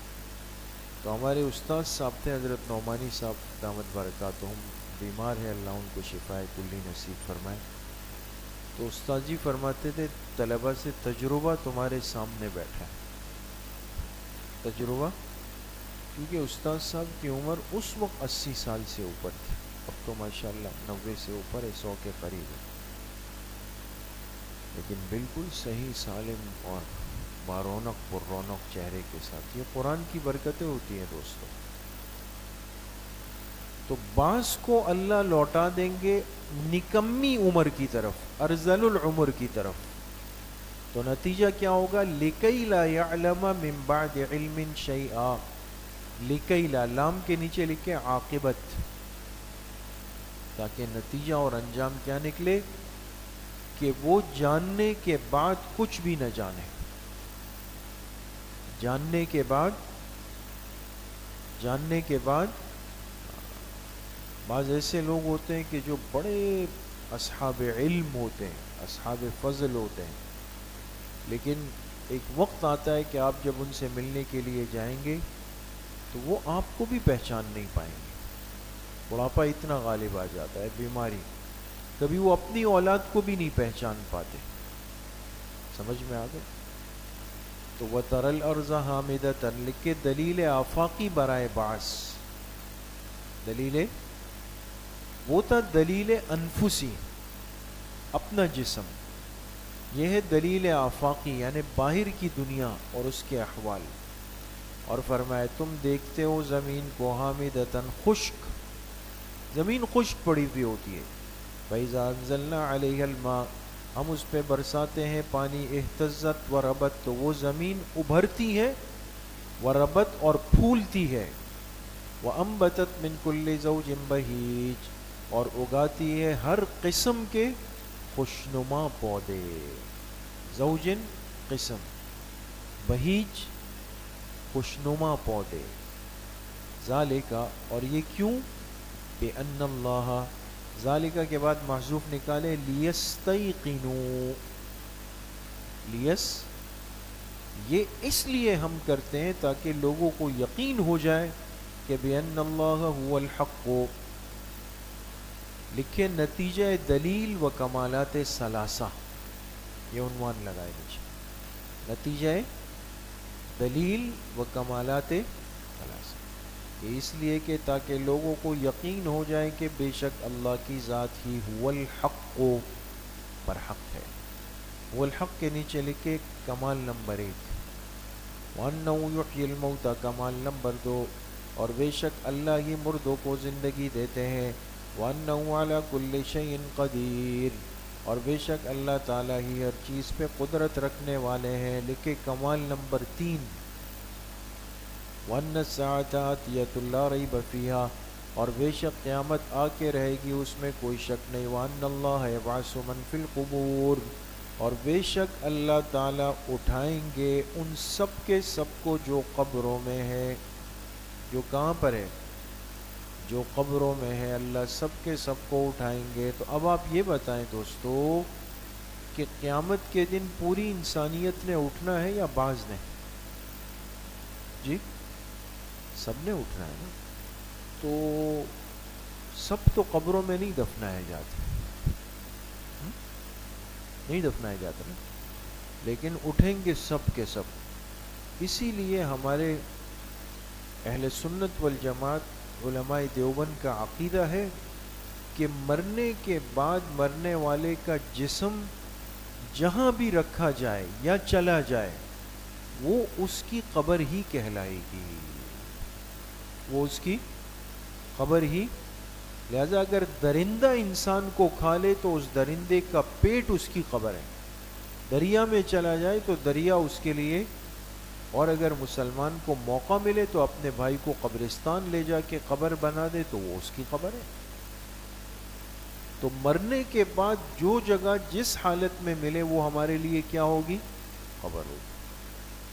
وَمِنَ النَّاسِ مَن يُجَادِلُ فِي اللَّهِ بِغَيْرِ عِلْمٍ، زجر نمبر 2، لوگوں میں سے بعض لوگ وہ ہیں جو جھگڑتے ہیں فی اللہ ای فی توحید اللہ، اللہ کی توحید کے بارے میں، بغیر علم، بغیر کسی دلیل عقلی کے، علم کا ترجمہ کیا لکھیں گے؟ بغیر دلیل عقلی کے، ولا ہدن، اور بغیر کسی دلیل وحی کے، ولا کتاب منیر، اور بغیر کسی دلیل نقلی کے۔ دیکھیں یہ حل قرآن ہے دوستو، نہ ان کے پاس دلیل عقلی ہے، نہ دلیل وحی ہے، نہ دلیل نقلی ہے، کچھ بھی نہیں۔ ثانیہ عطفہ، ثانیہ کے نیچے چھوٹا سا لکھے حال، ترکیب کے اعتبار سے ثانیہ کیا بنے گا؟ حال، ذوالحال حال پڑھا ہے نا نحو میں۔ ثانیہ عطفہ، جو مروڑنے والا ہو یا پلٹنے والا ہو اپنی کروٹ کو، کیا کرنے والا ہو؟ اپنی کروٹ کو پلٹنے والا ہو، لیضل عن سبیل اللہ، تاکہ لوگوں کو اللہ کے راستے سے گمراہ کر دے۔ بعض لوگ ایسے ضدی ہوتے ہیں کہ جب آپ ان کو سمجھانے کی کوشش کریں گے تو ان کے پاس کوئی دلیل تو ہے نہیں، کوئی جواب تو ہے نہیں، کچھ بھی نہیں، تو کیا کریں گے؟ اپنا پہلو موڑ لیں گے تاکہ یہ آواز میرے ساتھی نہ سن لیں، وہ متاثر نہ ہو جائے، تو پہلو وہاں سے یہاں موڑ کے کہیں گے یار چھوڑ دو، یہ تو ایسی پاگل قسم کے لوگ، تو کروٹ موڑ لیں گے۔ اور کیوں موڑیں گے؟ لیضل عن سبیل اللہ، تاکہ لوگوں کو اللہ کے راستے سے گمراہ کر دیں۔ لہو فی الدنیا خزی، لکھے وعید دارین، وعید دونوں جہانوں کی وعید اب سنائی ایسے بندوں کے لیے، ان کے لیے دنیا میں بھی رسوائی ہے، وَنُذِيقُهُ يَوْمَ الْقِيَامَةِ عَذَابَ الْحَرِيقِ، اور ہم انہیں قیامت کے دن چکھائیں گے عذاب الحریق، آگ کا عذاب۔ ذَلِكَ، اس سے پہلے محذوف نکالے، یقال، ان سے کہا جائے گا، ذَلِكَ، یہ آگ کا عذاب تمہیں کیوں ہو رہا ہے؟ اس کے نیچے لکھے سبب عذاب، یہ اس لیے بما قدمت یدا کا، جو کچھ تمہارے ہاتھوں نے آگے بھیجا. آج عذاب اس لیے ہے کہ تم دنیا سے غلط کام آگے بھیج رہے تھے. وَأَنَّ اللَّهَ لَيْسَ بِظَلَّامٍ لِّلْعَبِيدِ، اور بے شک اللہ اپنے بندوں پہ ظلم کرنے والے نہیں. وَمِنَ النَّاسِ مَن يَعْبُدُ اللَّهَ عَلَى حَرْفٍ، زجر نمبر 3، لوگوں میں سے بعض وہ ہیں جو اللہ کی عبادت کرتے ہیں ایک کنارے پر رہ کر. حرفن کے دو ترجمے، کنارہ یا شک. اللہ کی عبادت بھی کرتے ہیں اور شک بھی کرتے ہیں، ایک شک میں ہوتے ہیں. بعض لوگوں کو ایک تذبذب سا ہوتا ہے کہ پتہ نہیں یہ صحیح بھی ہے یا نہیں بھی ہے، پورے مطمئن بھی نہیں ہوتے دوستو. بعض لوگ شک کے ساتھ جی رہے ہوتے ہیں. تو اب ایک کنارے پر کھڑے ہوتے ہیں، کس طرح کہ فَإِنْ أَصَابَهُ خَيْرٌ، کہ اگر انہیں پہنچ جائے کوئی دنیاوی خیر، دنیا کی خیر، اطمأن بِهِ، تو اس پر مطمئن ہو جاتے ہیں. وَإِنْ أَصَابَتْهُ فِتْنَةٌ، اور اگر ان پر آ جائے کوئی تکلیف، انقلب علی وجہ، تو اپنا چہرہ پلٹ دیتے ہیں. اپنا چہرہ، بعض لوگوں کو آپ نے دیکھا ہوگا، اور یہ دوستو اللہ کی ناراضگی کی انتہائی حالت ہوتی ہے، کہ نیک ہونا شروع ہو جاتے ہیں، داڑھی رکھ لیتے ہیں، عمامہ پہن لیتے ہیں، یہ علماء بزرگوں کے ساتھ اٹھنا بیٹھنا شروع کر دیتے ہیں کہ بھئی ہم توبہ تائب ہو کر کے آ گئے، سب صحیح چل رہا ہوتا ہے. اچانک آپ کو وہ بندہ غائب نظر آئے کہ نہیں آ رہا، غائب ہو گیا. 6-7 مہینے بعد آپ دیکھیں گے کہ کہیں پر کسی مارکیٹ میں کسی سڑک کے کنارے کہیں پہ کھڑا ہوا ہے اور صفن صفا ہے. صفن صفا سمجھتے ہیں نا؟ نہیں سمجھتے. یعنی جو سر پر تھا نا وہ بھی نہیں ہے، جو چہرے پر تھا وہ بھی نہیں ہے، وہ سب ہٹا دی، داڑھی ہٹا دی، عمامہ ہٹا دیا، برگر بال بنائے ہوئے اب کھڑا ہے. وہ آپ کہاں ہیں؟ جی آئیں گے، جی آتے ہیں، جی اس اتوار کو ملتے ہیں، آتے ہیں. تو پھر آپ نے کسی سے پوچھا بھئی یہ کیا ہوا؟ کہا کہ وہ تو حضرت ان کا بہت بڑا نقصان ہوا، ان کے پیسے ڈوب گئے، تو بس انہوں نے سب کچھ مسجد. یہ گویا اللہ سے تعلق دنیا کی بنیاد پر تھا کہ چلو کام چل رہا ہے تو نیک بنے ہوئے، اور جہاں کام پھنس گیا تو سب سے پہلے گلہ شکوہ نعوذ باللہ اللہ سے کیا کہ میرا کام تو پھنس گیا، میں تو نیک بھی ہوں پھر بھی نقصان ہوا، میں تو حضرت کا مرید ہوں پھر بھی نقصان ہوا. تو وہ دباؤ ڈالنے کے لیے کیا کیا، جا کے اپنے داڑھی اور سب چیزیں ہٹا دی. اللہ کے بندے کس پہ دباؤ ڈال رہے ہیں، کس کا نقصان کر رہے ہو؟ اللہ سے تعلق رسمی تھوڑی ہے، رابطے کا ہے. سمجھ گئے؟ یہ ہوتا ہے اصل.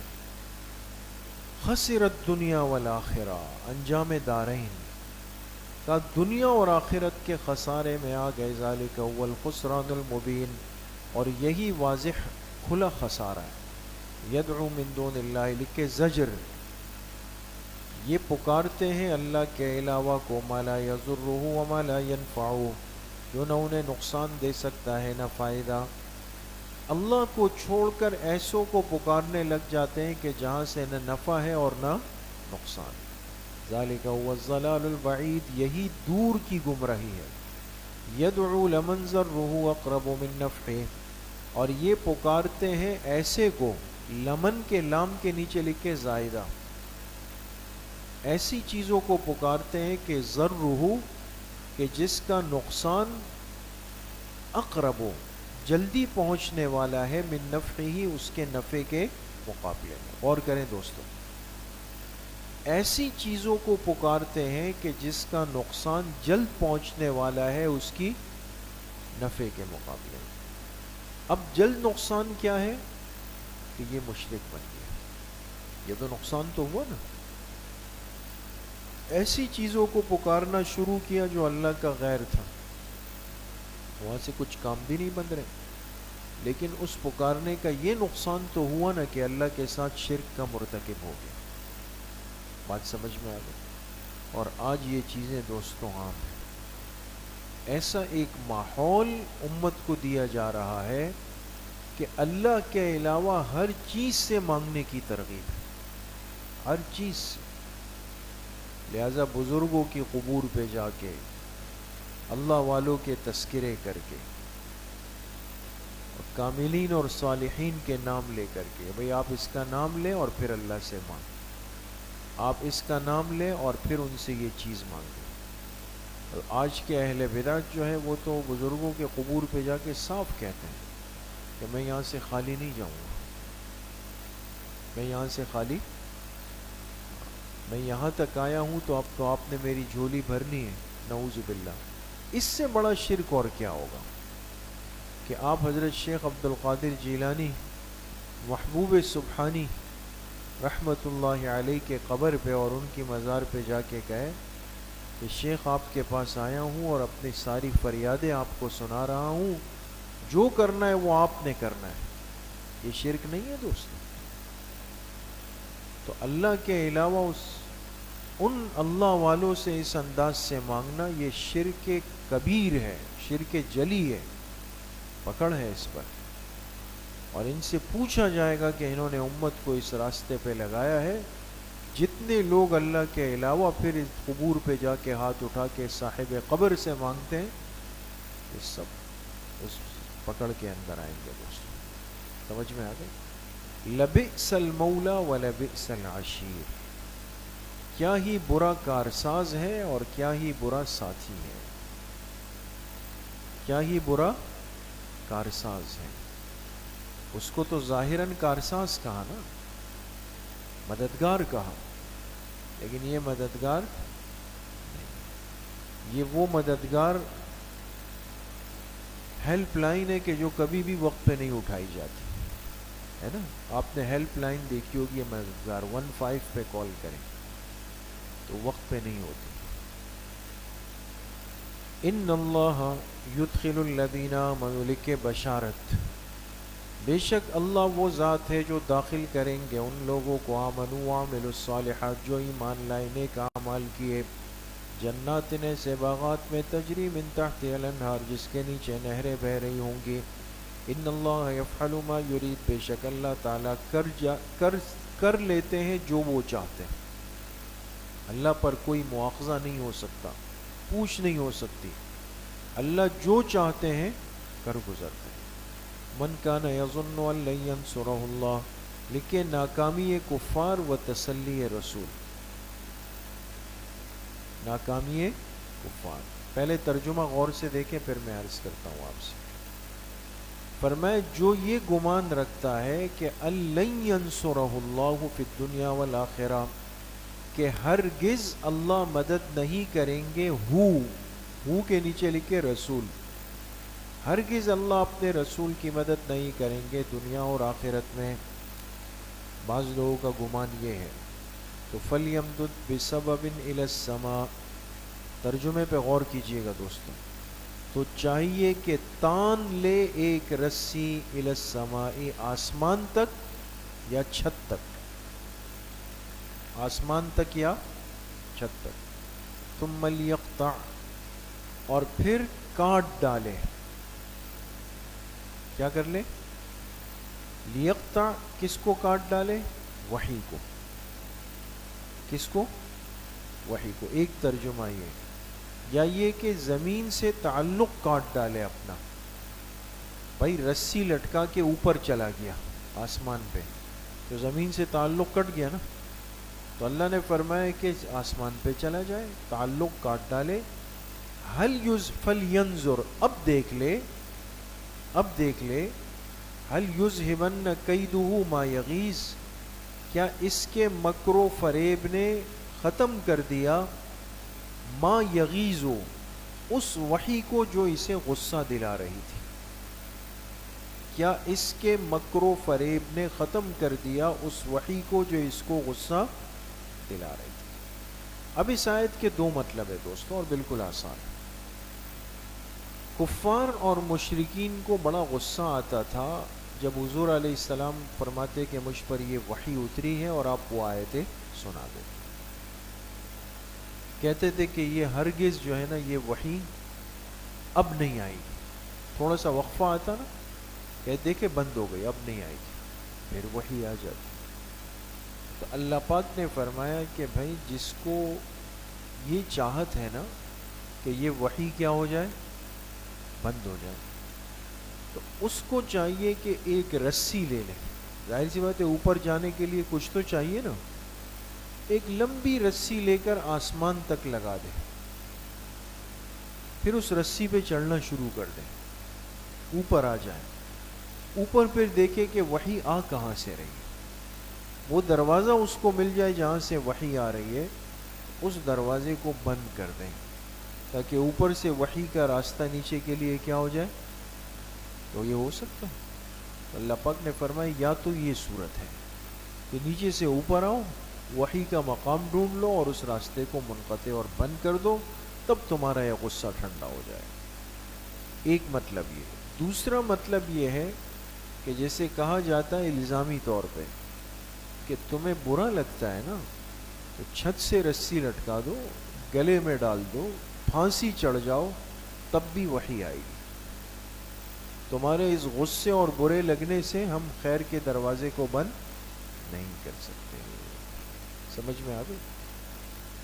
دیکھیں وَكَذَلِكَ أَنزَلْنَاهُ لکھے ترغیب الی القرآن, اسی طرح ہم نے اس قرآن کو اتارا آیات بینات واضح آیتوں کی شکل میں. وَأَنَّ اللَّهَ يَهْدِي مَن يُرِيدُ, اور بے شک اللہ رہنمائی کرتے ہیں من ہر اس شخص کی یرید جو چاہتا ہے. ان الذین آمنوا والذین ہادوا والصابئین والنصارى, فیصلہ خداوندی کا بیان. بے شک جو ایمان لائے اور جو یہودی ہے اور جو صابئی ہے, یہ ایک فرقہ تھا دوستو. بعض نے کہا یہ ابراہیم علیہ السلام کے متبعین تھے, بعض نے کہا کہ یہ ستارہ پرست لوگ تھے, ستاروں کو پوجتے تھے. تو اللہ نے فرمایا جو ایمان لائے, جو یہودی ہے, جو صابئی ہے, جو نصارہ ہے, جو مجوس ہے, جو مشرکین ہے, سب جتنے بھی فرقے اور طبقے دنیا میں رہتے ہیں نا, ان اللہ یفصل بینہم یوم القیامہ, بے شک اللہ عملی فیصلہ فرمائیں گے ان کے درمیان قیامت کے دن. کون سا فیصلہ؟ عملی. دنیا میں تو دلائل کی بحث ہے نا, دلائل کی ہے, لیکن قیامت کے دن جب سب جمع ہو جائیں گے اب فیصلہ ہوگا کون حق پر ہے. تو اہل ایمان کو اللہ اٹھا کے ڈال دیں گے جنت میں, اور باقی سب کے سب کو اٹھا کے ڈال دیں گے کس میں؟ جہنم میں. تو عملی فیصلہ ہو گیا. ان اللہ علی کل شیء شہید, بے شک اللہ تعالی ہر چیز پہ حاضر و ناظر ہے. الم تر ان اللہ, لکھے دلیل عقلی نمبر 2, کیا آپ نہیں جانتے کہ ان اللہ یسجد لہ, کہ بے شک اللہ ہی کو سجدہ کرتے ہیں. یسجدو کے 3 ترجمے لکھیں. منقاد, کیا ترجمہ ہے؟ منقاد کے معنی ہوتے ہیں متبع. دوسرا ترجمہ ہے تابع حکم. تیسرا ترجمہ ہے فرما بردار. قریب قریب تینوں کا ایک ہی مطلب ہے دوستوں. بے شک اللہ ہی کے فرما بردار ہے, اللہ ہی کے تابع حکم ہے, اللہ ہی کے منقاد ہے. کون؟ من فی السماوات و من فی الارض, جو کچھ بھی آسمانوں میں ہے اور جو کچھ بھی زمین میں ہے. سمجھ میں آ گئی؟ جو کچھ بھی آسمانوں میں اور جو کچھ زمین میں ہے وہ سب کے سب کس کے تابع ہیں؟ اللہ کے تابع ہیں. والشمس, اور سورج بھی, والقمر, اور چاند بھی, والنجوم, اور ستارے بھی, والجبال, اور پہاڑ بھی, والشجر, اور درخت بھی, والدواب, اور جانور چوپائے بھی, وکثیر من الناس, اور بہت سارے لوگوں میں سے بھی. کثیر من الناس کے نیچے لکھے انقیاد شرعی مراد ہے. انقیاد میں عرض کرتا ہوں آپ سے. وکثیر حق علیہ العذاب, اور بہت سارے لوگ وہ ہیں کہ جن پر عذاب کا فیصلہ طے ہو چکا. ومن یہن اللہ فما لہ من مکرم, جسے اللہ پاک ذلیل کر دے اسے کوئی عزت نہیں دے سکتا. ان اللہ یفعل ما یشاء, بے شک اللہ جو چاہتے ہیں کرتے ہیں. دیکھیے دوستو, ایک ہوتا ہے انقیاد تشریعی اور ایک ہوتا ہے انقیاد تکوینی. غور کریں، انقیاد تشریعی اور انقیاد 6:30 فجر کی نماز ہے. آپ کی آنکھ کھل گئی 6:15 آپ کیا کریں گے؟ جی وضو بنائیں گے، ہے نا؟ وضو بنائیں گے. اگر کپڑے پاک نہیں تو پاک کپڑے پہنیں گے، چپل پہنیں گے، چل کے کہاں آ جائیں گے؟ مسجد آ جائیں گے. نیند کو چھوڑ کر کے ٹھنڈے پانی سے وضو کیا، پھر ٹھنڈک کو دیکھنے کے باوجود چل کر مسجد آئے، پھر لمبی قرات سنی، پھر گھر گئے. اس لیے کہ ہم انقیاد تشریعی کے پابند ہیں. شریعت ہم سے کہتی ہے کہ یہ کرنا ہے تمہیں، تم عاقل بالغ مسلمان ہو. سمجھ میں آ گئے؟ لیکن مجھے یہ بتائیں کہ یہ سب کچھ ہم نے کیا انسانوں نے، اور باہر وہاں گلی کے نکڑ پہ 3 مرغے بھی گھومتے ہیں جن کی آواز آتی ہے، وہ آتے ہیں فجر کی نماز پڑھنے، اس لیے کہ انقیاد تشریعی ان کے ذمے نہیں ہے. سمجھ میں آ گیا؟ ایک ہوتا ہے انقیاد تکوینی، آپ نہ بھی کرنا چاہیں لیکن آپ پر آئے گا. جیسے مثال کے طور پہ صبح اٹھے اور آپ کو سخت کھانسی لگی ہوئی، کھانسی، تو آپ کھانسی اپنے ارادے اور اختیار سے لائیں؟ نہیں. لیکن جب آ گئی تو قبول تو اب کرنی ہے، اب علاج کرنا ہے، پرہیز کرنا ہے، سب کچھ کرنا ہے. سمجھ میں آ گئی؟ یہ کھانسی اس مرغے کو بھی لگ سکتی ہے، ان کو بھی لگ جاتی ہے نا. سمجھ میں آ گئی؟ تو ان کا علاج ان کا مالک کرے گا. انقیاد تکوینی میں تو پوری کائنات شامل ہوتی ہے کہ جب اللہ کسی کے لیے فیصلہ کر دے تو وہ اس پر آ کے رہے گی. لیکن انقیاد تشریعی صرف کس کے ذمے ہے؟ مکلف کے ذمے. کس کے ذمے؟ مکلف کے ذمے. دیکھیں، حاذان خصمان اختصموا فی ربہم، لکھ کے تفصیل فیصلہ، تفصیل فیصلہ. یہ 2 مدعی ہے، خصمان کہتے ہیں 2 مدعی. یہ 2 مدعی ہے، 2 دعوے دار ہے. اختصموا فی ربہم، جنہوں نے جھگڑا کیا اپنے رب کی توحید میں. فی کے بعد توحید کا لفظ نکالیں. سمجھ میں آ گئی؟ اب توحید کے بارے میں انسانوں کے 2 طبقات ہیں دوستو. کتنے؟ ایک طبقہ اللہ کی توحید کا قائل ہے، اس معنی میں کہ وہ کہتے ہیں اللہ کے ساتھ اور کوئی شریک نہیں. ایک طبقہ توحید کا قائل ہے لیکن دوسروں کو بھی مدد کے لیے پکارتا ہے، دوسروں کو بھی اللہ کے ساتھ شریک کرتا ہے. تو گویا توحید کے بارے میں اب جھگڑنے والے کتنے طبقے ہو گئے؟ 2. مدعی 2 ہو گئے. اب ہونا کیا ہے دونوں کا؟ فرمائے فالذین کفروا، انجام کفار، جنہوں نے کفر کیا نا، یعنی شرک. قطعت لهم ثیاب من نار، ان کے لیے آگ کے کپڑے کاٹے جائیں گے، تیار کیے جائیں گے. یصب من فوق رؤوسهم الحمیم، ان کے سروں کے اوپر ڈالا جائے گا الحمیم، کھولتا ہوا پانی.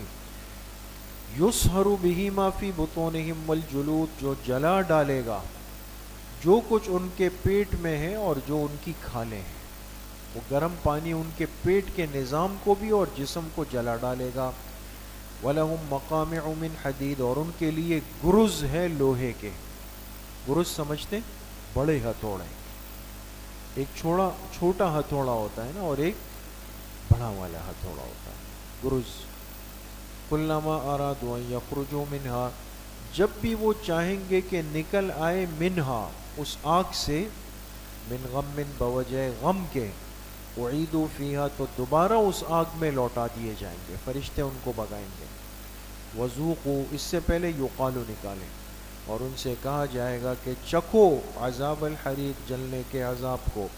ان اللہ یدخل الذین آمنوا وعملوا الصالحات، انجام مومنین، اور بے شک اللہ تعالیٰ داخل کریں گے ان لوگوں کو جو ایمان لائے اور نیک اعمال کیے. جنات، ایسے باغات میں، تجری من تحتها الانہار، جس کے نیچے نہریں بہہ رہی ہوں گی. یحلون فیہا من اساور من ذہب ولؤلؤا، پہنایا جائے گا ان جنتیوں کو، اس جنت میں پہنایا جائے گا سونے کے کنگن اور موتیاں. سونے کے کنگن پہنائے جائیں گے اور موتیاں پہنائی جائیں گی. وَلِبَاسُهُمْ فِيهَا حَرِيرٌ, اور ان کا لباس وہاں پر کس کا ہوگا؟ ریشم کا ہوگا. یہ جنت کے معاملات ہیں. وَهُدُوا إِلَى الطَّيِّبِ مِنَ الْقَوْلِ, لکھے سبب کامیابی. سوال یہ کہ یہ لوگ کامیاب کیوں ہوئے, کیسے ہوئے؟ فرمایا ان کی رہنمائی کی گئی تھی إِلَى الطَّيِّبِ مِنَ الْقَوْلِ, ایک پاکیزہ بات کی طرف. طیب من القول کے نیچے لکھے کلمہ طیبہ. کلمہ, دنیا میں ایمان والوں کو کلمے کی طرف رہنمائی کی گئی, انہوں نے قبول کیا. وَهُدُوا إِلَى صِرَاطِ الْحَمِيدِ, اور ان کی رہنمائی کی گئی صراط الحمید, اللہ کے راستے کی. حمید کا ترجمہ لکھے اللہ کے راستہ, یعنی اسلام. ان الذین کفروا, لکھے مذمت کفار, بے شک جن لوگوں نے کفر کیا. کیا کیا؟ کفرو کے نیچے لکھے ضلال. ضلال کہتے ہیں جو خود گمراہ ہو. وَيَصُدُّونَ عَن سَبِيلِ اللَّهِ, اور جنہوں نے روکا اللہ کے راستے سے, اس کے نیچے لکھے اضلال. ایک بندہ وہ ہوتا ہے جو اپنا نقصان کرتا ہے, ایک وہ ہوتا ہے جو اپنے ساتھ دوسروں کو بھی ڈبو دیتا ہے. جنہوں نے کفر کیا اور دوسروں کو روکا اللہ کے راستے سے, والمسجد الحرام, اور لوگوں کو روکا کس سے؟ مسجد حرام جانے سے. وہ مسجد حرام الذی جعلناہ للناس, جسے ہم نے عبادت کی جگہ بنا دیا لوگوں کے لیے. جعلناہ کے نیچے لکھ کے عبادت کا مقام, عبادت کی جگہ بنا دیا للناس, لوگوں کے لیے. سواء العاکف فیہ والباد, چاہے وہ لوگ وہاں مقیم ہو یا مسافر. مکہ کے رہنے والوں کے لیے بھی خانہ کعبہ عبادت کی جگہ ہے, اور مکہ سے باہر سے آنے والوں کے لیے بھی خانہ کعبہ عبادت کی جگہ ہے. سمجھ میں آ گئی؟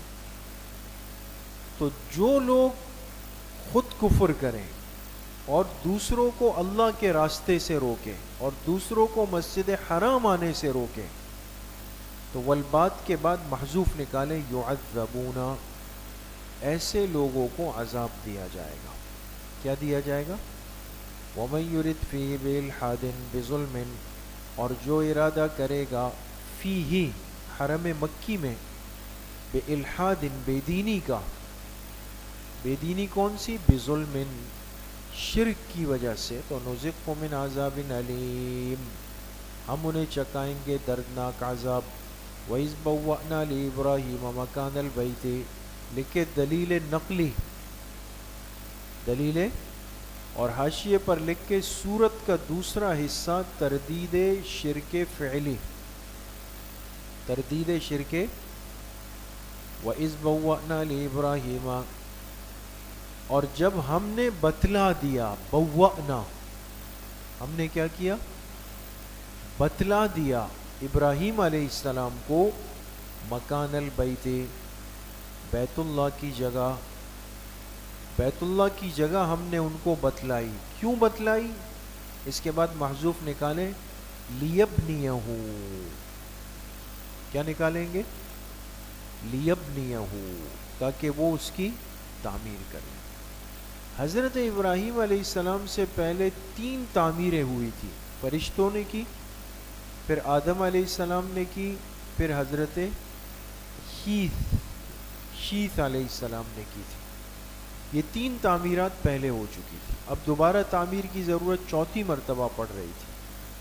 تو اللہ نے بتائی ان کو بیت اللہ کی جگہ, تاکہ اس کی کیا کریں؟ تاکہ اس کی تعمیر کریں. لیبنیہ, ان لا تشرک بی, اللہ سے پہلے محذوف نکالیں, وَأَمَرْنَاهُ, وَأَمَرْنَاهُ, اور ہم نے انہیں حکم دیا کہ لا تشرک بی شیئا. فرائض ابراہیم لکھیں دوستو, بیت اللہ کی تعمیر کا حکم بھی دیا اور کچھ ذمہ داریاں بھی دی. پہلا فریضہ اور پہلی ذمہ داری کیا دی؟ لا تشرک بی شیئا, میرے ساتھ کسی چیز کو شریک مت کرنا. فریضہ نمبر 1. وَطَهِّرْ بَيْتِيَ لِلطَّائِفِينَ وَالْقَائِمِينَ وَالرُّكَّعِ السُّجُودِ. فریضہ نمبر 2. اور میرے گھر کو پاک صاف رکھنا طواف کرنے والوں کے لیے، والقائمین اور کھڑے ہونے والوں کے لیے، والرکع السجود اور رکوع سجدہ کرنے والوں کے لیے. بات سمجھ میں؟ واذن فی الناس، فریضہ نمبر 3، فریضہ نمبر 3، اور اعلان کیجئے گا لوگوں میں، بالحج، کس کا؟ حج کا. یاتوک رجالا، تو وہ آئیں گے تیرے پاس، رجالا پیدل چل کے، وعلی کل ضامر اور ہر دبلی اونٹنی پر بیٹھ کر. ضامر کا ترجمہ کیا ہے؟ دبلی کمزور اونٹنی. اس لیے کہا کہ اتنی دور دور سے لوگ چل کر آئیں گے بیت اللہ شریف کہ چلتے چلتے ان کے جانور بھی دبلے ہو جائیں گے. یاتینا، کہ وہ اونٹنیاں آئیں گے، من کل فج عمیق، ہر دور کے راستے سے. فج کہتے ہیں راستے کو، اور عمیق کہتے ہیں دور کو. لیشہدوا منافع لہم، لکھے مقصد اتیان، لوگ اتنی دور سے کیوں بیت اللہ آئیں گے؟ تاکہ وہ حاضر ہو جائے، منافع لہم، اپنے منافع کی جگہ میں، نفع اٹھانے کی جگہ. منافع کے نیچے لکھے دینی و دنیاوی. بھائی دینی نفع تو یہ ہے کہ جب بندہ آئے گا تو اپنا حج کر لے گا، اللہ کا گھر دیکھ لے گا، زمزم پی لے گا، بنا عرفات مزدلفہ چلا جائے گا، گناہوں کو بخشوا دے گا. دنیاوی نفع یہ تھا کہ یہاں پہ حج کے موقع پر بڑے بڑے بازار لگتے تھے، مارکیٹیں ہوتی تھی، منڈیاں، تو بہت سارے لوگ اپنے ساتھ تجارتی سامان بھی لے آتے تھے، وہ بھی بیچ دیتے تھے. بات سمجھ گئے؟ یہ ایسا ہے جیسے کوئی رائمنڈ اجتماع جا رہا ہو، اپنے ساتھ ایک بیگ میں مسواک بھی بھر کے لے جائے، اور وہاں جا کے باہر کچھ وقت نکال کے اسٹال لگا دے، اور جب لمبا والا بیان ہوتا ہے نا، اس میں جا کے باہر مسواک بھی چلائے. سمجھ میں آ گئی بات دوستو؟ تاکہ لوگ حاضر ہو جائیں اپنی نفع کی جگہ میں. وَيَذْكُرُ اسْمَ اللَّهِ، نیازات اللہ، یذکرو کے نیچے لکھیں نیازات اللہ، اور تاکہ اللہ کا نام لے سکے، فی ایام معلومات، متعین دنوں میں. متعین ایام ان کے نیچے لکھیں یعنی ایام نحر 10، 11، 12، اللہ کا نام لے سکے متعین دنوں میں. علامہ رزقہم، ان جانوروں پر جو اللہ نے بطور رزق کے دیے، من بہیمۃ الانعام، چوپائے جانوروں میں سے، چوپائے جانوروں میں سے. فکلوا منہا، لہذا اس میں سے خود بھی کھاؤ. واطعموا البائس الفقیر، اور ہر مصیبت زدہ محتاج کو بھی کھلاؤ. ثم لیغزوا تفثہم، اور پھر چاہیے کہ حاجی دور کرے اپنا میل کچیل. حاجی دور کرے اپنا، چونکہ احرام میں ہوتا ہے نا، 8 کو احرام، 9 کو احرام، 10 کو احرام. 10 کو آ کے پہلے شیطان کو کنکر مارے گا، پھر جانور ذبح کرے گا، پھر سر کا حلق کرائے گا، اب جا کے احرام اتار سکتا ہے. ترتیب ہے. وَلْيُوفُوا نُذُورَهُمْ، اور چاہیے کہ اپنی نظریں پوری کر لیں. نظر کے نیچے لکھ کے واجبات. اس زمانے میں بہت سارے لوگ نظر مانتے تھے کہ اگر ہمارا یہ کام ہو گیا تو ہم جا کے طواف کریں گے، عمرہ کریں گے، خانہ کعبہ جائیں گے. بات سمجھ میں آ گئی؟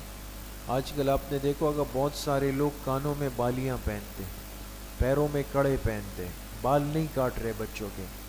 یہ کیا کر رہے ہیں جی؟ منت مانی تھی کہ اس کے بال نہیں کاٹیں گے 3 سال تک. منت مانی تھی کہ کان میں بالی ڈال کے گھومیں گے. مردوں نے دیکھا آپ لوگوں نے کبھی؟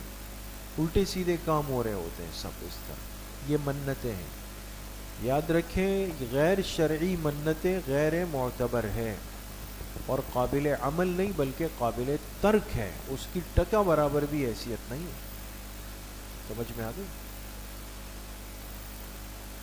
وَلْيُوفُوا نُذُورَهُمْ، اور چاہیے کہ اپنی نظریں پوری کر لیں. وَلْيَطَّوَّفُوا بِالْبَيْتِ الْعَتِيقِ، اور چاہیے کہ طواف کر لے اس قدیم گھر کا. عتیق کے نیچے لکھے قدیم، اور طواف کے نیچے لکھے طواف زیارت.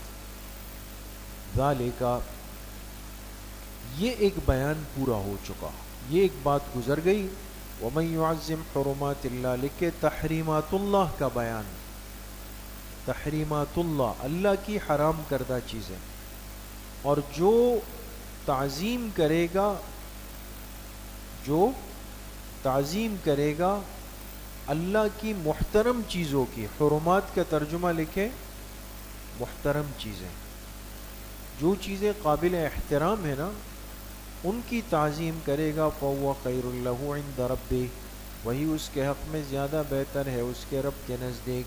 وَأُحِلَّتْ لَكُمُ الْأَنْعَامُ، تحریمات غیر اللہ کی تردید، تحریمات غیر اللہ کی، اللہ کے غیر کے نام پر کسی چیز کو حرام کرنا یہ قابل رد ہے۔ بات سمجھ گئے؟ جیسے مثال کے طور پہ ایک آدمی مرغا لے جا کر کے مزار پہ چھوڑ دے، بہت سارے لوگ کرتے ہیں نا، مزارات پہ مرغے بکرے گھوم رہے ہوتے ہیں، کوئی اس کو ہاتھ نہیں لگا سکتا، کیوں؟ کہتے ہیں یہ بابا کے نام پہ چھوڑ دیا گیا، وہ وہاں گھوم رہا ہوتا ہے، پھر اس کے سینگ بڑے ہو جاتے ہیں، ہر آنے جانے والے کو ٹکر مار رہا ہوتا ہے، لیکن کوئی ہاتھ لگائے کہتے ہیں ہاں بابا گرا دے گا اوپر سے نیچے، اس کو نہیں چھیڑنا۔ سمجھ میں آ گئی؟ کبھی جائے نا، چکر لگائے مزارات کی طرف، آپ کو بہت کچھ دیکھنے کو ملے گا، کہاں کہاں سے ٹکر لگتی ہے۔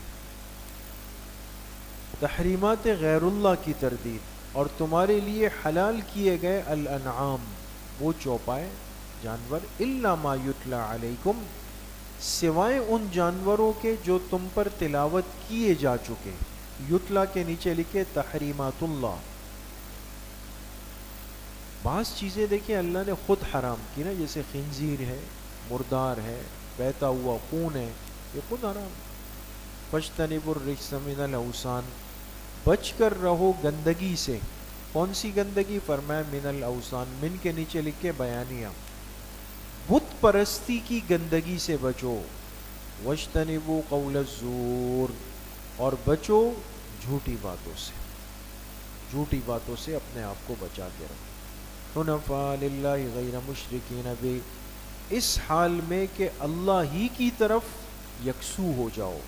حنفاء کا ترجمہ لکھے یکسو، اللہ ہی کی طرف یکسو ہو کر، غیر مشرکین بہ، بغیر اس کے ساتھ شرک کیے ہوئے۔ ومن یشرک باللہ، لکھے تمثیل برائے شرک، شرک کو ایک مثال سے سمجھایا اللہ پاک نے، جو اللہ کے ساتھ شرک کرتا ہے، فَكَأَنَّمَا خَرَّ مِنَ السَّمَاء، گویا آسمان سے گرا، فَتَخْطَفُهُ الطَّيْرُ، پھر پرندہ اس کو اچک لے، أَوْ تَهْوِي بِهِ الرِّيحُ فِي مَكَانٍ سَحِيقٍ، یا ہوا اس کو پھینک دے دور کی جگہ میں، کس میں؟ دور کی۔ ہمارے یہاں اردو میں ایک محاورہ ہے، آسمان سے گرا کھجور میں اٹکا۔ ایک آدمی ایک جگہ سے بچ کے نکلا لیکن دوسری جگہ پہ پھنس گیا، پیر پھنس گیا، یا سر منڈاتے ہی اولے پڑ گئے۔ سمجھ گئے؟ تو مشرک کی حالت یہ ہوتی ہے، ایک جگہ سے نکلتا ہے دوسری جگہ پھنستا ہے، وہاں سے نکلتا ہے تیسری جگہ پھنستا ہے۔ ذالکا، یہ بات بھی مکمل ہو گئی، یہ جو ذالکا آ رہا ہے نا دوستوں بار بار، یہ فصل بین الکلامین، دو باتوں کے درمیان فصل اور فاصلہ پیدا۔ وَمَن يُعَظِّمْ شَعَائِرَ اللَّهِ، نیازات اللہ کا بیان، نیازات اللہ، جو اللہ کے شعائر کی، نشانیوں کی تعظیم کرتا ہے، فَإِنَّهَا مِن تَقْوَى الْقُلُوبِ، تو یہ دلوں کی پاکیزگی ہے۔ لَكُمْ فِيهَا مَنَافِعُ، لکھے احکام ہدایہ، احکام ہدایہ سے مراد وہ ہدیے نہیں جو ہم اردو میں کہتے ہیں گفٹ، وہ نہیں، ہدی کے جانور ہوتے تھے دوستو، آپ نے فقہ میں پڑھا ہے، حج کے لیے جانے والے اپنے ساتھ قربانی کا جانور لے کے اپنے ملکوں سے جاتے تھے، اب تو وہاں مل جاتے، تو اس کو کہتے تھے ہدی کے جانور۔ اب یہ جو ہدی کے جانور ہوتے تھے، اس سے انسان خود بھی فائدہ اٹھا سکتا ہے۔ تمہارے لیے ان ہدی کے جانوروں میں منافع، کیا ہے؟ فائدہ اٹھانا ہے، الی اجل مسمی، ایک وقت مقرر تک تم اس سے فائدہ اٹھا سکتے ہو۔ وقت مقرر سے مراد یہ کہ جب تک تم نے اس کو ہدی بنانے کی نیت نہیں کی، مثال کے طور پہ آپ پاکستان سے حج کے لیے جا رہے ہیں، پیدل حج پہ جا رہے ہیں، اور آپ نے جا کے آگے لاہور میں ایک گائے خرید لی، اونٹ خرید لیا، مثال دیں آپ، لیکن ابھی تو میقات میں بڑا رستہ ہے، حدی کی نیت نہیں کی، تو اس اونٹ پہ آپ بیٹھ جائیں اور وہاں تک اس سے کام لے لیں، اور جہاں میقات پہ نیت کریں اب حدی کے جانور پہ آپ سواری ترک کر دیں۔ تو تمہارے لیے حدی کے جانوروں سے نفع اٹھانا ہے، الی اجل مسمى، ایک وقت مقرر تک، ثم محلھا، پھر اس کی ذبح کی جو جگہ ہے، الی البیت العتیق، وہ وہی پرانا گھر ہے۔ بیت العتیق کے نیچے لکھیں مراد پورا حرم ہے، پورا۔ تو حج میں جو حدی کے جانور ذبح ہوتے ہیں دوستو، وہ حدود حرم میں ذبح ہوتے ہیں۔ کس میں؟ حدود حرم وہ حدود ہیں جو شریعت نے طے کر دی ہے دوستو۔ علاقہ آپ سمجھے کہ ایک ٹاؤن ہے مثال کے طور پر، تو اس کے اندر یہ جانور ذبح کرنا ضروری ہوتا ہے، چاہے آپ جہاں بھی ذبح کر لیں۔ تو اب حکومت نے ایک منحر بنایا ہوا ہے، ایک ذبح کی جگہ ہے، لوگ وہاں چلے جاتے ہیں، وہاں پہ جانوروں کو ذبح کر لیتے ہیں، تو کام ہو جاتا ہے۔ سمجھ گئے؟ بس کریں۔ میری سوچ تھی کہ شاید آج 17واں پارہ ختم کریں گے، کچھ بھی کر لیں، لیکن بہرحال وہ تو وقت کم ہے، اور انشاءاللہ ہمیں وقت پہ تفسیر پوری بھی کرنی ہے، تو اس لیے ساتھی ایک تو وقت پہ آنے کا اہتمام کریں، طالبات بھی اس کا اہتمام کریں، اور اس کے ساتھ ساتھ یہ ہے کہ وقت ضائع نہ کریں فضول کی بیکار کی باتوں میں، خاص طور پہ طلباء تو خیر ایسی شکایت نہیں ہے، لیکن بعض دفعہ طالبات مستورات بے مقصد لایعنی باتیں بہت زیادہ کر جاتی ہیں، تو اس سے کلی طور پہ اجتناب کریں، جس مقصد کے لیے ہم آئے